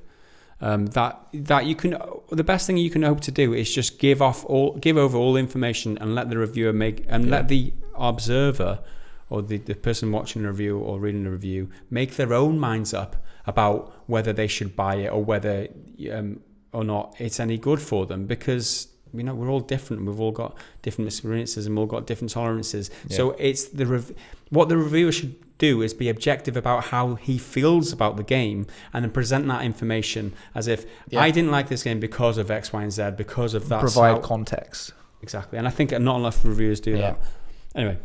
Okay, Game Informer said 7 out of 10. The core formula of the series holds up, but New Dawn struggles to make worthwhile contributions to it. Beyond the expedition missions, which is what you were saying earlier, little about New Dawn actually feels new, and the only interesting narrative threads are the tie-ins to Far Cry 5. When all the best parts of a new game are the old parts, it's hard to be excited about what comes next. That's interesting. Which I think is a good point. So it does what it does well, but nothing new. Nothing... or groundbreaking, which is a general plague of a lot of Ubisoft games, to be honest. Yeah, it's a symptom of a big corporation trying to churn out games. They recycle all of their mechanics. Yeah. If you see it in one, it's going to show up in another one. There you go. Ubiquitous. What was the one? It was in Ghost Recon, I think. It was your drone. You could send up the drone to scout for you, and then, lo and behold, Assassin's Creed Origins, you have an eagle that does exactly the same thing and hovers. There you go. The lowest one on Metacritic that I saw was from Variety, which obviously aren't a gaming magazine. They're well known for delivering low scores, though. Yeah. That variety. They stick out from recent memory. They gave it a 50, so that's pretty low. Sequel or side story, New Dawn feels like an overextension of both the story and ideas in Far Cry 5. Even as a streamlined experience tweaked to play up to its strengths, the formula feels tired and bloated. A trip down memory lane always seems like a good idea, but sometimes it's better to leave the past in the past. Well, not if you want to make those bucks, right? Make that paper. If you want to you want to keep the money rolling in year out, it's not best to leave the stuff in the past. You want to wring as much value out of your existing stuff as possible, and that's what it feels like Ubisoft had done here. But my kind of reading from all of these is that similar to Crackdown, but more so, there is plenty of fun to be had, but it's not gonna change the world or anything. And the fact that it is cheaper than a full price game is a good idea from the folks over at Ubisoft. Well, yeah, it's not as much of a game in terms of content. Yeah, I think ACG said around 10 hours of gameplay, 10 to 12 hours. It's not. That's not big at all, really. And to be fair, it's half of Far Cry 5 in an gaming environment where pretty much every game is 20 hours average. Let's say just a short one. If the gameplay's tight, it sounds like a good deal. Well, we are yet to see because we haven't played it ourselves. So, I mean, I want to play it. At some point, I'm going to buy it and see what it's like. I think because there's quite a few things coming out this year or in the future that I've got my eye on, it isn't near the top of my list really. But if there's a lull in the market and I've not really got anything on my plate, I'll definitely be considering checking it out. Okay, so we'll just blast through the rest of these review scores, and then we'll move on because we are running a bit short on time. Eurogamer recommended it, which is a little bit surprising. They don't give scores, but they say recommend or avoid or whatever. GameSpot gave it a 6, which I think is the same as they gave Crackdown. Exactly the same as they gave Crackdown. So, I mean, read into that what you like. PC Gamer give it a 70 out of 100, so 70% there. 7 by Video Games N, CG Magazine, whoever they are. Survivor gave this an 8, which is double what he gave Crackdown. So there you have it. What do you guys think? Are you interested in Far Cry New Dawn, or are you blasted out from all these Far Cry open world games and you just want something a little bit different? Or are you just thinking that Metro Exodus is the better first-person It's reviewed shooter? The strongest out of all of them, 84 Metacritic, compared to 60 and 70 something. Yeah, I think that the world in Metro Exodus is what makes it for me. It's what makes me kind of love it.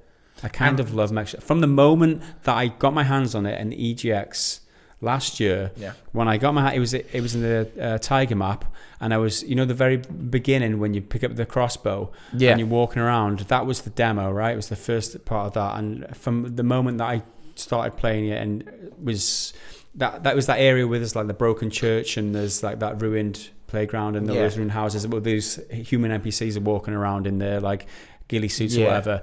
From the moment that I had to take down those bad, I was like, this is going to be fucking awesome. I do think Metro very much fills the not necessarily the void, but a part in the market which for a lot of people has been lost, which is just a core single player experience with no fluff.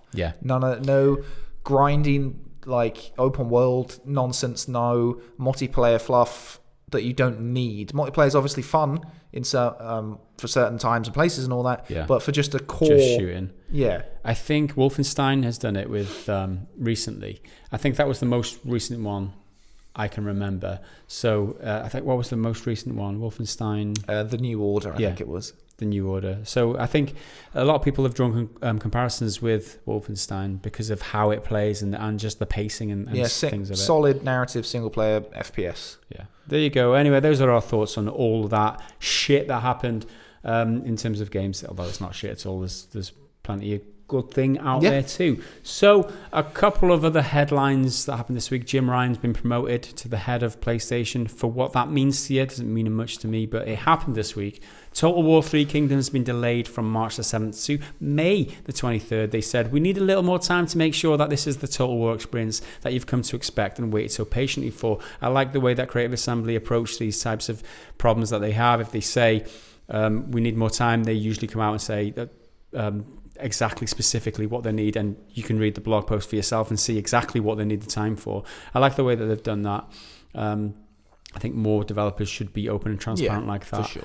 And also, Division 2 beta was accidentally announced during a Twitter stream. This was on Tuesday or Monday, but then since they've come out and confirmed that the open beta for the public will be coming for Division 2 soon enough. But it was one of the developers, it was talking on the stream, and he was casually talking about some sort of gameplay. That'll be fixed for the open beta, he said. Ooh. And this is before anything. It was quite funny until they actually officially announced it. Have we got a date for the open beta?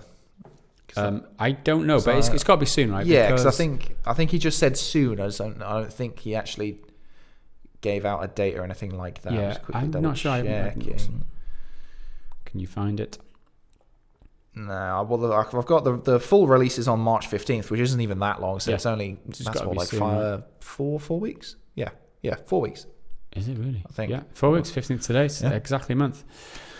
So look out for the open beta if you're interested in Division 2 and didn't get a chance to play the closed beta. We're going to move on now to everyone's favourite section, the Discord comments. And for those of you who aren't patrons and want to get a question into us, every single week I go to the Patreon Discord channel and ask you guys what you want to ask us. So this, I ask you for your questions, which is a weird kind of thing. So if you do want to ask us a question and you want to get our thoughts on anything that in the industry or in the news or anything like that, head over to the Patreon Discord. If you're a patron, there'll be a link to the Discord. When you sign up, as well as there's links to the side or whatever, or if you can't find it for any reason, post a comment. I get a notified of all the comments on Patreon, and I will send you a link personally because I'm that kind of guy. So let's firstly move on to the first one, which is from Metal Shark. He's given us 3 questions and we've picked 2 of them. So for the first one was too difficult to pick our way through, so we're going to go with the second one for a kickoff. And this kind of relates to what we've already talked about so far. Metal Shark says, from a business perspective, in your opinion, why have Ubisoft suffered less of a share price drop over the last year compared with other major game publishers? Now, this, I think to understand that, you have to look at the shares, right? And I personally don't feel like, okay, you can argue that they've suffered less of a share price drop. You could argue that. But I do think that they've been hit hard just as much as the other big developers. I don't feel like they're as big as companies like EA and Activision anyway. They're definitely huge, but I don't think they're up there. Maybe that's just me, but I don't consider them quite at their level. Yeah, well, looking at it, right, I think the share prices are now today at €65, and Activision's is $45, so they're bigger than Activision, according to this. EA stocks have gone right back up from, I think it was 80 something up to $105, so EA's has bounced right back. So you can thank Apex for that. Yeah, pretty much. And I think the bottom line is that Ubisoft, if you look at it in context, they dropped from around about €100 share down to 65. So they've dropped about a third of their value since last year, around about October. Activision value is halved from 83 to around 45, so just under halved, or just over halved. And EA are back up to 2/3 of what they were last year because of the bounce back. So EA are in the kind of same position now as Ubisoft were, so that you can compare. Each company has lost about a third from of their value since this time last year. So why do I think that Ubisoft has suffered less? If they have suffered less, I don't know. Maybe it's because it's managed better.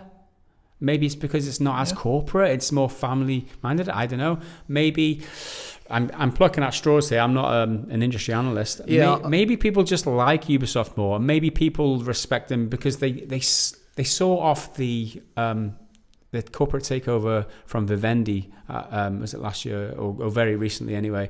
So they've gone from strength to strength really in terms of a business, not in terms of games.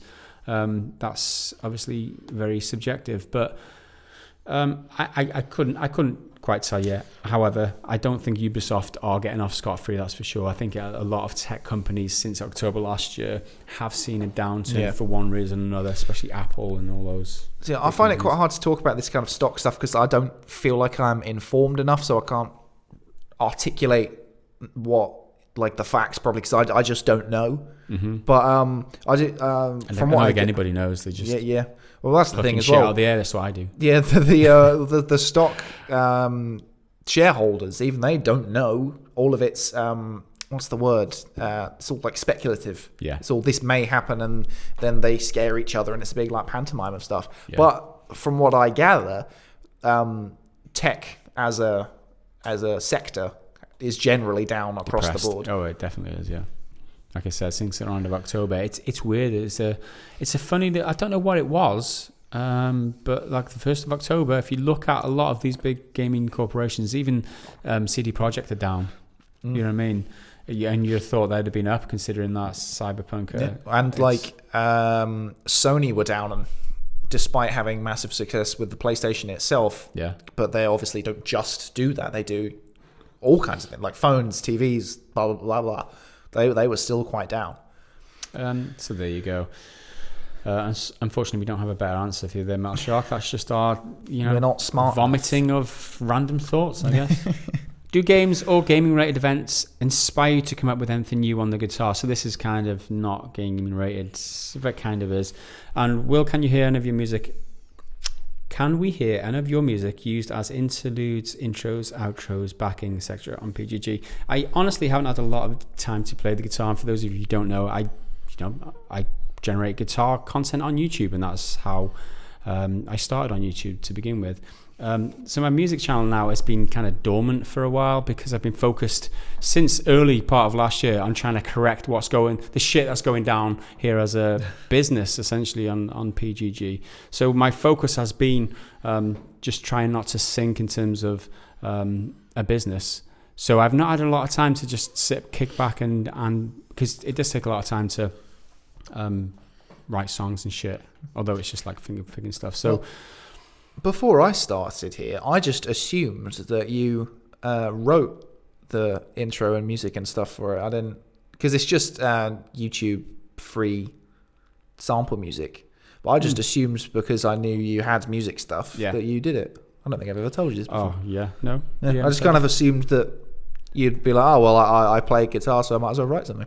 Yes. Well, no. No. Yeah, no. Yeah, no.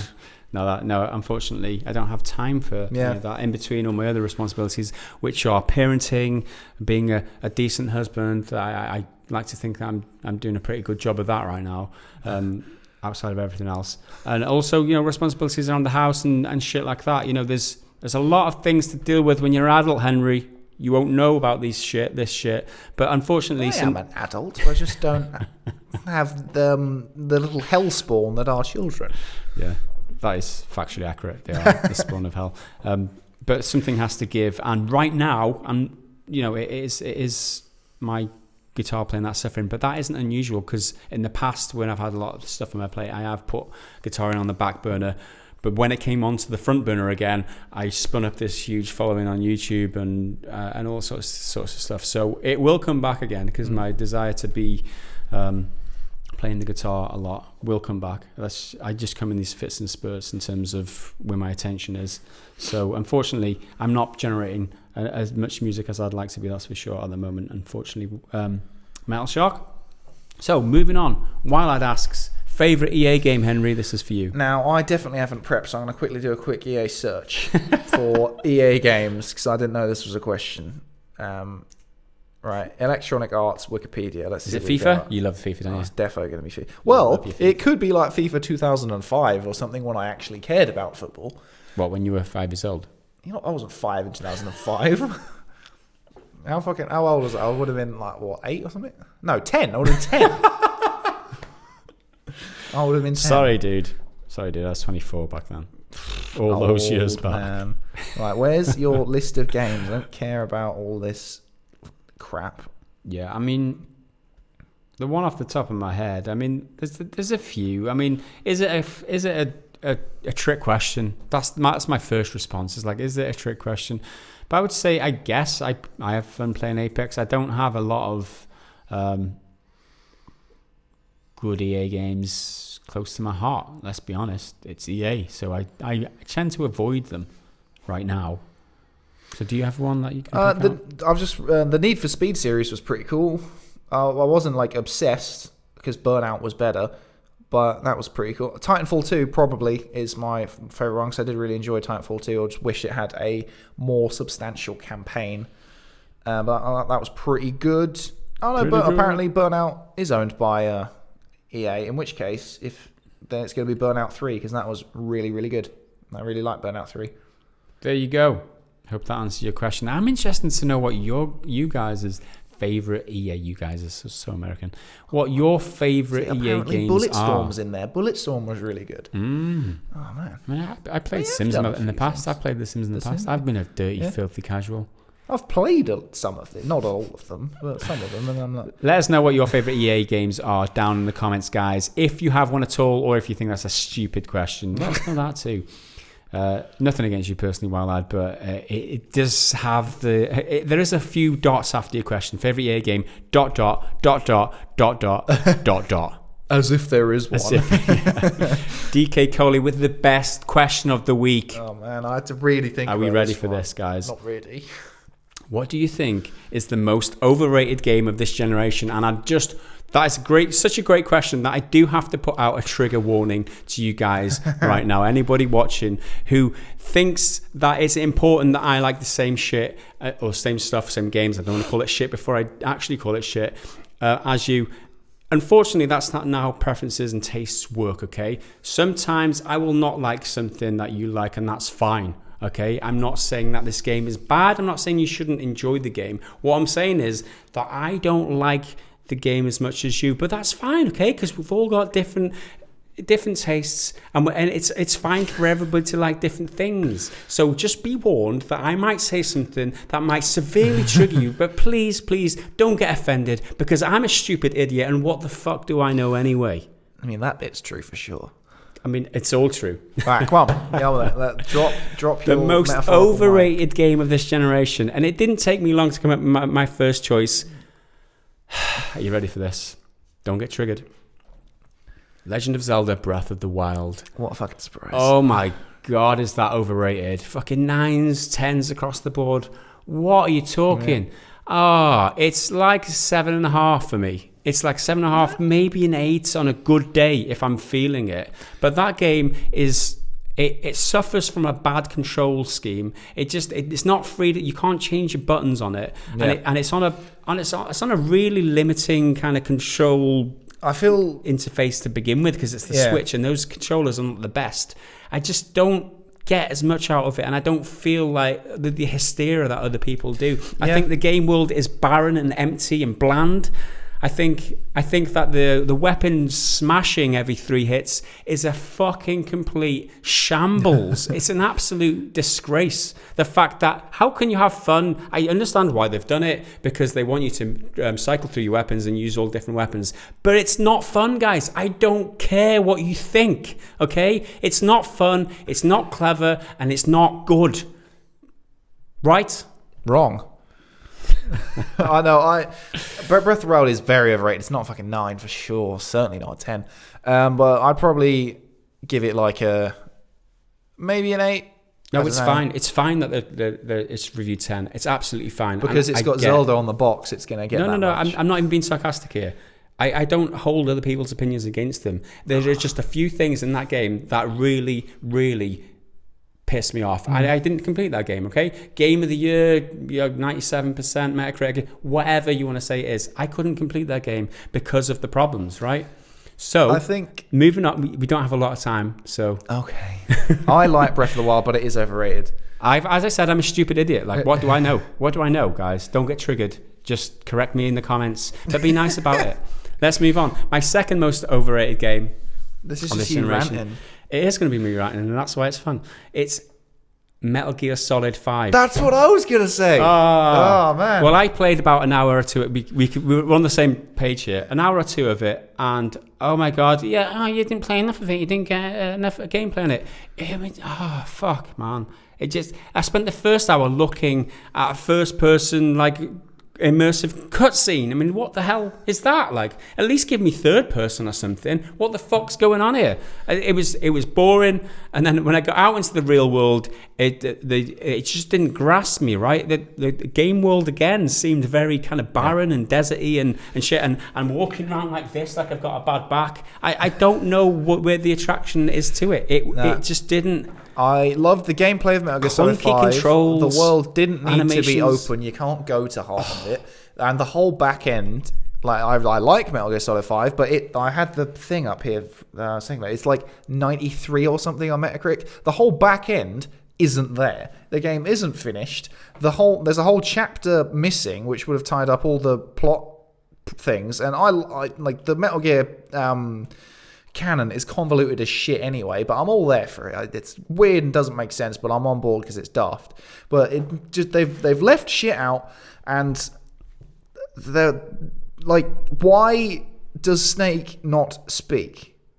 He's not silent. If he was silent, I could actually get behind it, but he just doesn't say things, and then other people get to say his dialogue, which doesn't make sense. Like, he'll walk into a room, react to a whole load of dead bodies, and then you'll have your bloke in your ear go, oh my God, how could they do this, or whatever. I'm like, dude, what the fuck? Snake should talk, and he should be David Hayter. Totally agree. And if that wasn't bad enough, guys, hold your horses. You're going to say one of two things here. Get ready, guys, because I'm going to blow your little tiny brains, okay? This is a game which is so overrated.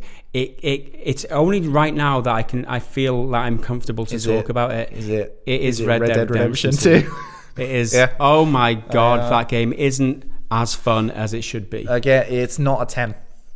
It's so, I'm sorry. I apologize. I know it's sad. It's bad that I'm even saying this because I know how much it means to so many people. But it's not even a patch on the first game. I'm sorry. It's true. You have got no options when it comes to how you go about doing your missions, right? You have to follow their very specific procedures in terms of missions. You have to do this, you have to go there. It even gives you the instructions on the bottom of the screen. And I feel that lack of freedom very constraining, and it constrains my fun and my ability to, like, it's just an open world, but there's very little sandboxy elements. You have to, it might as well be a linear game, and it's got this facade of it being free and open, and it's just like, it doesn't have to be this way, Rockstar. Why are you forcing us to go about this way? The controls and the running and shooting is just bad. It's just bad. It's really bad. I love the game. I love the characters. I love the story. Yeah. I love a lot of the game, but there are certain things that just shouldn't be forgiven. Yeah, I love the story. I like the world. Like, I like being able to go to these other places, but I do agree the missions in particular feel real constrained. Like, I can't play like the way I want to, but the world for me is what saves it. But it is very overrated because why are the controls so weird? Why do I punch my horse in the face when I'm trying to mount it because I've pressed the wrong thing? While that is funny, it's really freaking annoying and shouldn't be happening. I feel like they've put far too much effort in making a long engaging game, and I would much rather a 20-hour campaign. What is it, 60 hours? Yeah.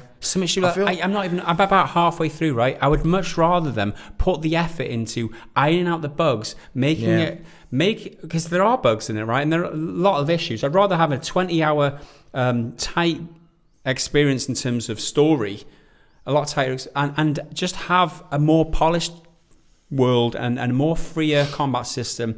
I don't know. There's just, it's too much of a game. I feel like too much of it. It is. 60 hours is too long. It's way too long. I think that's kind of the problem I had with The Witcher as well. But I think that there's just a little bit too much effort spent on things that are ultimately unnecessary at the expense of other things. Yeah. So like the horse balls. Exactly, yeah. Cool, I guess. Yeah. But that's at the expense of, say, the awkward controls. Yeah. And the shooting is way better in the first one. There's just some bad decisions made. And I'm not saying that the game is bad in any way, shape or form. And we've lost so many people already. People screaming at us right now. But I mean, like I said, these are just our opinions, and correct our stupid heads down in the comments below, because we are just stupid idiots at the end of the day. There are certain things that don't allow me to enjoy that game and frustrate me to a point which I can no longer play it. Like, it's so boring going on your horse from one place to another. Why can't you let me skip it? Okay, there's no reason why I have to sit on a horse and maybe I've got an hour to play. I'm a busy man. I've got things to do, right? I talked about my responsibilities earlier, right? I don't have 5 hours to play a big session very often. But so when I've got the hour spare to play, I don't want to spend half of that riding on my horse. I want to get to a mission. I want to get hooked back into the story, and I want to enjoy some of the gameplay. I can't do that staring at my horse's arse, which shits 5 times a minute, every single fucking minute. Yeah. I'm with it. That was the one I was talking about when I said this one is the one that people might accept, because people do generally acknowledge the problems with the controls and stuff. My more controversial one... Witcher 3, right? No, it's not The Witcher 3. No. I do think that's overrated. It's good. But like, a lot of these games I do like. I do really like Metal Gear Solid 5. I do really like the Red Dead Redemption. I said Red Dead Redemption 2. I really like them, but they are flawed, and they are not these like 90 perfect games. Mm-hmm. One that I think is a bit more controversial because the cult-like following is... I've never been able to get into it, but the series as a whole, but if you want one for just this generation, Fallout 4. I just don't like Fallout. Well, you know what? Fallout 4 wasn't well received by the community. Yeah, that's the one. With. But like, generally, a lot of Fallout fans don't like Fallout 4. Yeah. But the whole series, I'm not into it. You just don't like Fallout. I just can't get into it, and I couldn't even tell you why. I get that, because Fallout 4 is not one of those games that has a really mass broad appeal, and people might dispute that, and I invite them to do that because maybe I'm wrong. But I don't think that the RPG shooter suits everybody in the same way which an open world game like Red Dead Redemption should suit many people. Well, I think because I played Fallout 3 as well, and it was like I just wasn't on board with it. I hated the look of everything, like the style of like the power armor. I think looks cool, or like the gas masky like pipes and shit coming out. I think it looks cool, but the color palette was just ugly. And that's generally accepted criticism, I think. And then Fallout 4 came around, and I was like, oh, well, maybe I'll give it a try. And it's a bit better graphically. It's still not amazing. There's loads of people who praise it, say it's really pretty. It's fucking not. It looks like shit. And I played that, and I was just like, what's the hullabaloo? Using that word again. What's the hullabaloo? Yeah, says Henry. What's the hullabaloo? This is just a kerfuffle. I see what you're saying. Did you try Fallout New Vegas? No, and that's one that everyone's like, well, this is like you probably won't like the best one. If you don't like Fallout 3, Fallout 3 is one of the best. Fallout New Vegas is the best. And Fallout 4 is meh. This is my sole reservation about the Outer Worlds, because I do think that looks cool. I like the look of the world. Yeah, but I'm like, is it too much like Fallout? Is my worry, because I fundamentally don't like Fallout. Oh God! But I think it looks good, stylistically, and the way they've done the RPG in the shooting looks much better. I can only say looks much better than it is in Fallout, if that makes sense. Yeah. So I'm hoping that my fears it'll be fine. It'll be fine, Henry. Just don't get too hyped for it. Like we've already covered that earlier in the podcast. And I've got a wary anticipation. As much as I disagree with you on the Fallout 3, everything you said about Fallout 3, because I really, really like that game for very different reasons, obviously. But I can respect your opinion, Henry. And you see how that works, guys? It's a healthy disagreement. Try and stick to that. I'm going to get lynched no matter what for this video, but I don't freaking care. What are you? I don't want to say your guys again, because that sounds so American. What would you say? What were your guys' opinions? That's just wrong, isn't it? That's an American thing. Just what were your opinions? What are your opinions? Let us know down in the comments below. Thanks, Henry. And while you're whipping my back, give it a scratch. I'm itchy. Not only what you think about our opinions. I want to know what your most overrated game of this generation, stick to this generation. Yeah, this generation was the stipulation, which is why I tried to focus on Fallout 4. Yeah, so because that'll be an interesting discussion, and we can all be respectful and disagree. And if you don't think that you can, then you can just fuck off. Yeah. Right, let's read the next question. I think we have very little time. We might not even be able to have time for comments, but let's keep going for now. Tons. Go for the double whammy and tell us which games don't get the respect they deserve. Now, this is a pretty simple, a quick answer for me, which will be Vampire. I think Vampire is a great game, and I think not enough people. I don't know, respect they deserve. I guess it gets respected, but people are like, oh, the combat is shit. It's not. I kind of like the combat. In fact, I pretty like. I wouldn't enjoy a game as much as I did if I didn't enjoy the combat. And tied with that, you've got this RPG system, which is very unique. That's what does it for me. I think the combat, loads of people hate it. I'm like, the combat is fine, in my opinion. Like, hitting stuff is cool. Like, it's good. I do feel like that you like can zip to the side, and hitting things does feel like a weight if you've got like a heavy club-based weapon. But I feel like I got stuck in animation loops quite a lot, and it wasn't as precise. Like, when they were hitting me, then everything kind of fell apart. But if I could dash around them and then get them, I felt really good. But the main thing about it is the RPG style of being able to like choose whether or not you want to eat people, and you get the XP from that. What it is for me is the balance of it. It makes you participate in these conversations and get to know people. The more that you know about them, the more juicier they are in terms of a meal. So the more valuable they are to you. They get a juicier backstory, and they become a juicier meal. The more that you know about them, the more you learn about them, not only do you get this awesome story and everything unfolds, like there might be mysteries, there might be things to solve or whatever. Not only do you get that as like food for your brain, you can also feed on them when they're all plumped up. Boost. And you've got to balance that out with how much you want to progress your character, as well as you can't eat too many people in one area, because if it deteriorates, if it falls so low in terms of blood quality, then the whole area goes to shit and it gets overrun by bad guys, and there's no way back then. And because you're a doctor, you've got to take care of them. They'll get like an illness, they'll get a cold, and then if you're not careful, that proceeds all the way to getting like bronchitis or something. You got to keep them alive to give them, to eat them later on with more points. I like games that are multifaceted, and this game has a lot of things going for it. The combat I enjoy, the RPG system, which is great, the upgrade system and the progress system, progressing your character, I think that's good as well. It's just thumbs up for me, and it doesn't get much love. And thanks for that question, Tons. Again, any of you guys got any of your own suggestions as to games that don't get the respect they deserve? Leave them down in the comments. Some people might say games like Mass Effect and Andromeda don't get the respect they deserve because of the memes that were generated at launch about the bad animations or whatever. There's a lot of people that say, who might have played it after all that controversy at launch, who say that's a really enjoyable experience as well. Same it's with, that type of game. Like Battlefront 2, people are saying maybe give it a second look now, because they've tried to rework the progression and stuff, and I'm like, I mean, I like that they've done that, but I'm just not going to do that. I don't want to get burned.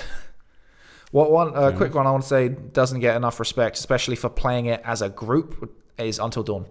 I had so much fun playing Until Dawn with a group of friends, because it's one you can definitely play on your own. You should play it on your own, story-driven single-player thing, but playing it together and weighing in on those decisions with these, it's like the stereotypical cliched slasher movie people, but done well and done differently. I think Until Dawn is brilliant. It's a good game. So let's move on to some YouTube comments now from our various videos this week.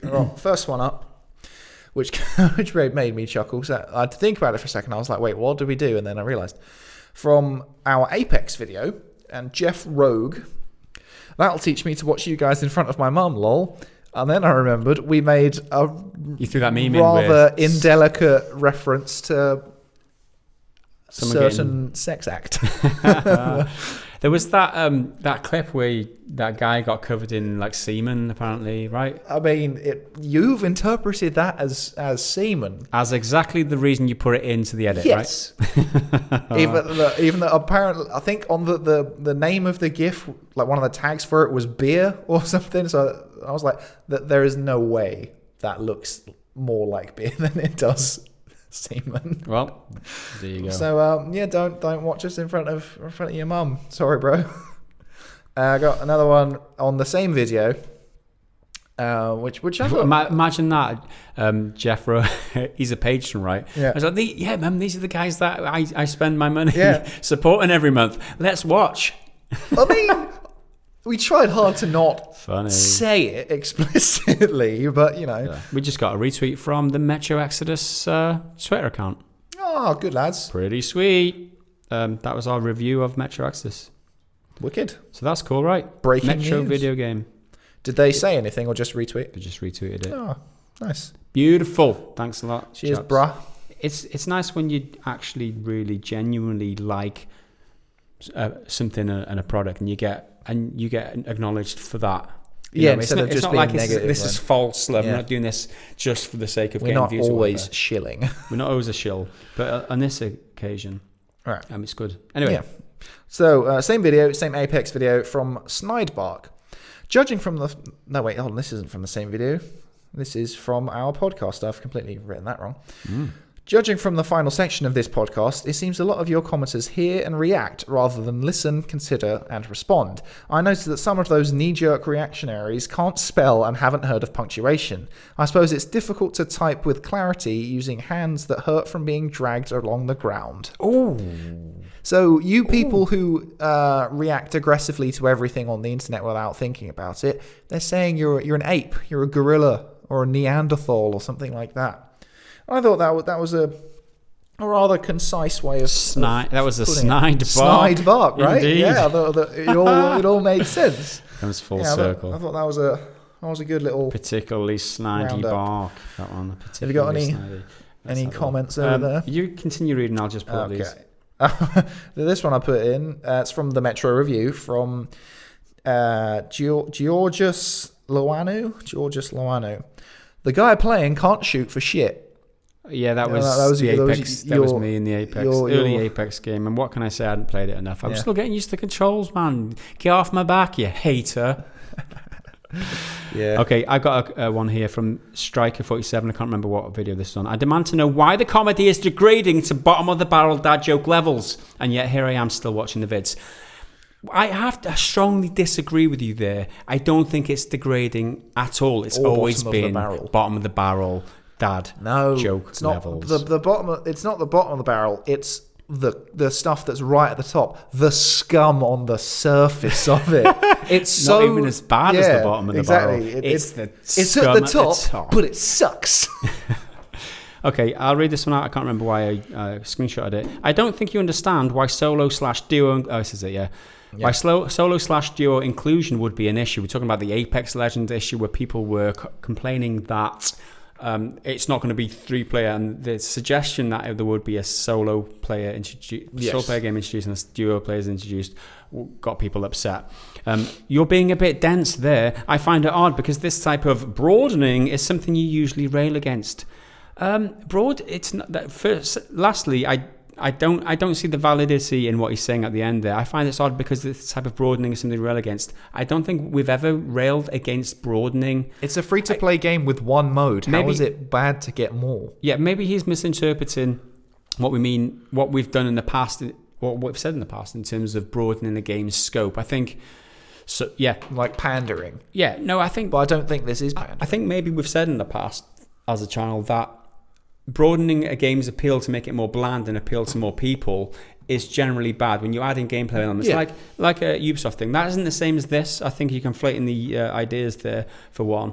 And we're being a bit dense. No, we're not being dense. All we're saying is that having more options in specifically game mode options. We're not talking about broadening the scope of the game in terms of new features or whatever. We're talking about having a single player option for people who prefer single player. And for those people who are saying, don't put single player lobbies in there because it'll make everybody else wait longer for a game, or I won't have as many nubs to shoot because all the other people will be in the single player games. That's just a very selfish opinion. Yeah. I mean, if you're making the queues a little bit longer when you've got a 25 million player playable and a 2 million concurrent player limit, quite quick anyway. It's going to be lightning sharp anyway. In fact, it's going to be faster than any of the other battle royale games as it is right now, because it's the most popular battle royale game out there right now. Well, we don't know the numbers about Fortnite, but we can only assume that it's around about the same ballpark. And with Fortnite having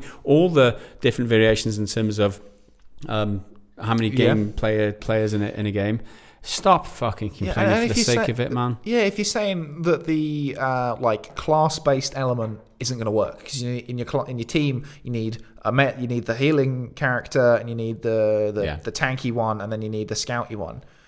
If that's such a problem, then the solo mode isn't going to have that many players, so you're not going to lose out on your player base from the trios. Of anything, I see that as the most valid criticism, and I think that to make or implement a single player mode, you do have to balance out a little bit differently. And then one of the other concerns was, it'll be balanced for single player and won't be balanced for 3 players anymore. Well, no, they'll just do it differently. They'll rebalance it. This is Respawn we're talking about, and from all indications, they make good decisions, right? And we've established that over the past few weeks. So if they do balance it out, obviously they take out the Respawn beacons or whatever, because there's no need for them, because you can't respawn anybody other than yourself, and you can't do that because you're already dead. So it will take some tweaking if they do implement a single player game, and that maybe it won't work unless they balance out the characters a little bit differently. But if people want single player game, who are you to shit on that? Don't be so fucking arrogant. I'm sorry, I'm fucking letting loose now. You're wrong here, guys. You're wrong. Let people play what they want to play. Yeah. We've never said that people shouldn't be able to play what they want to play. Speaking of playing things, I got one from the Metro video from Goliath 100. Maybe you shouldn't make a video about a game until you've actually played it. This is weird because my original YouTube channel was called Goliath 1012. Yeah, well, when I saw it, I thought this is ironic that it's Goliath a Goliath guitar thing. tutorials, right? But that's weird. Yeah, maybe you shouldn't make a video about a game until you've actually played it. So let's make a comprehensive 2-person 15-minute review without either of us having played the game extensively. Outside of obviously calling him out on being an utter fucking idiot for suggesting that we hadn't played it. And got all of this footage. Yeah, exactly. I responded to him, what makes you think that we haven't played it? Because we give no indication that we hadn't played it there. Because it says review on it. Yeah. And we didn't give away any spoilers, so we can't possibly have known the campaign. Maybe we're not good enough for a YouTube channel to get the game early. Yeah. I don't know. Even though we did get it early. What a great format for review. I followed your content regularly for years, and it's always valuable in my opinion, but this feels like a step up premium review that improves on that, and even on most formats I've seen anywhere. It literally told me everything I wanted to know, and then stuff I didn't realize I wanted to know until I heard it. I'm excited to see it for other coming games if you guys decide to keep it. Had little interest in Metro now, I will definitely check it out. Thanks, Daniel Axmaker, or Maxmaker, however you pronounce that. That's an awesome comment, and that's the kind of thing that I like to see. It's genuine, because we've very specifically structured that video for that very specific reason, where we're answering what people want to know about the game and allowing them to make the decisions for themselves. And for the most part, trying to leave out this game is just awesome type of things. So hopefully a lot of people feel that. And going forward, I think that's a kind of, having never done a lot of reviews, and this is pretty much our first review. So going forward, we'll probably stick to that in future until we need to tweak it or whatever. Yeah. There's another comment here. Like a predator needs to be Gaz's new tagline. It can work in any situation now. Because did say during the review that I must share DNA with a predator because I just happen to be able naturally disposed to kill these people without them even seeing me. And you've got that face with and the the vagina face. mouth. I've got the vagina mouth too. Although if vaginas have these bits, I don't know what's happening. If you think the predator's mouth looks like a vagina, then I don't know what to think of you anymore, Henry. I don't know whether that's an indictment of your girlfriend or anything. It's the dialogue of Predator 2 when Danny Glover calls him Pussyface. Okay. It's canon. Predator 2. That's your problem right there. Watching inferior Predator 2. And I don't even hate Predator 2, but it's just no Predator 1, is it? Come on. It's just not, is it? And I think that is about it that I've got for... I just got one here. It's not really a big thing, but it just kind of made me chuckle. From Vish M. Why Bangalore? It's my city. There has to be a character called New York too. And that kind of made me think, when you see those douchey, like foreign language tattoos where someone's got peace written in Arabic or something. And you want to see someone from one of those Arabic-speaking countries just have the word in English, peace, written on them, and how fucking stupid it would look. I think that's kind of funny. So have some action hero characters like, my name's New York. Like, how lame would that be? That does sound pretty lame.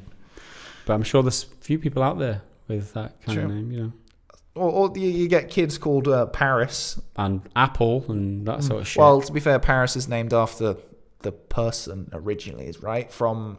What's the Battle of Troy? I can't remember what the actual story is called, but the one of the princes is called Paris. Oh, really? And I'm pretty sure that's where the French city gets its name, and therefore that's where, irrelevant celebrity personalities like Paris Hilton get theirs. But you never know. There you go. So I'm just scanning through some of the comments now on the Extra review. There's so many saying this is a great format, which is very encouraging for us as a production team. Let's put it that way. I'm very pleased with the response. And then there's this comment here that says, Gaz, after all, I am a predator. Me of sheep. Only ribbon. Couldn't resist. Keep up the awesome job. Nice. So yeah, I'm a predator of sheep because I live in Wales. I'm a sheep shagger. Get it? Anyway. That is it for today's podcast. Thanks for watching and listening. For those of you who are listening, for those of you who don't know or are not aware, you can get the audio streamed on your favorite podcasting service, Apple, iTunes, as well as Spotify, whatever podcast service that you use. What's the one? Castbox or something I use. Castbox I use that one. What do you use? Spotify. You use Spotify. Spotify. Henry uses Spotify. Of course he does. Because he's a posh boy. Tell you what fucking annoys me is when some podcasts have ads in them, and I'm like, dude, I pay for Spotify to not have ads. Yeah, I did that one deliberately. I pay for Spotify to not have ads, and then you're putting an ad, and it's not like a sponsored ad where they can have an argument about that on its own, where they are actually speaking about it. It's like blah blah blah blah, talking about our content, cut ad for 10 seconds, cut back in as if there wasn't an ad. I'm like, fuck off. That's a irrelevant comment. Well, but don't listen to us on Spotify if we've got ads. Listen to the one without ads, but listen to us on Spotify anyway. You'll be fine. That one. You'll be fine, Henry. So that is it for this week. Have a great weekend if you're a patron. Have a great week if you're watching this on YouTube. We will see you again next time, whenever that may be. From Henry and I, bye for now.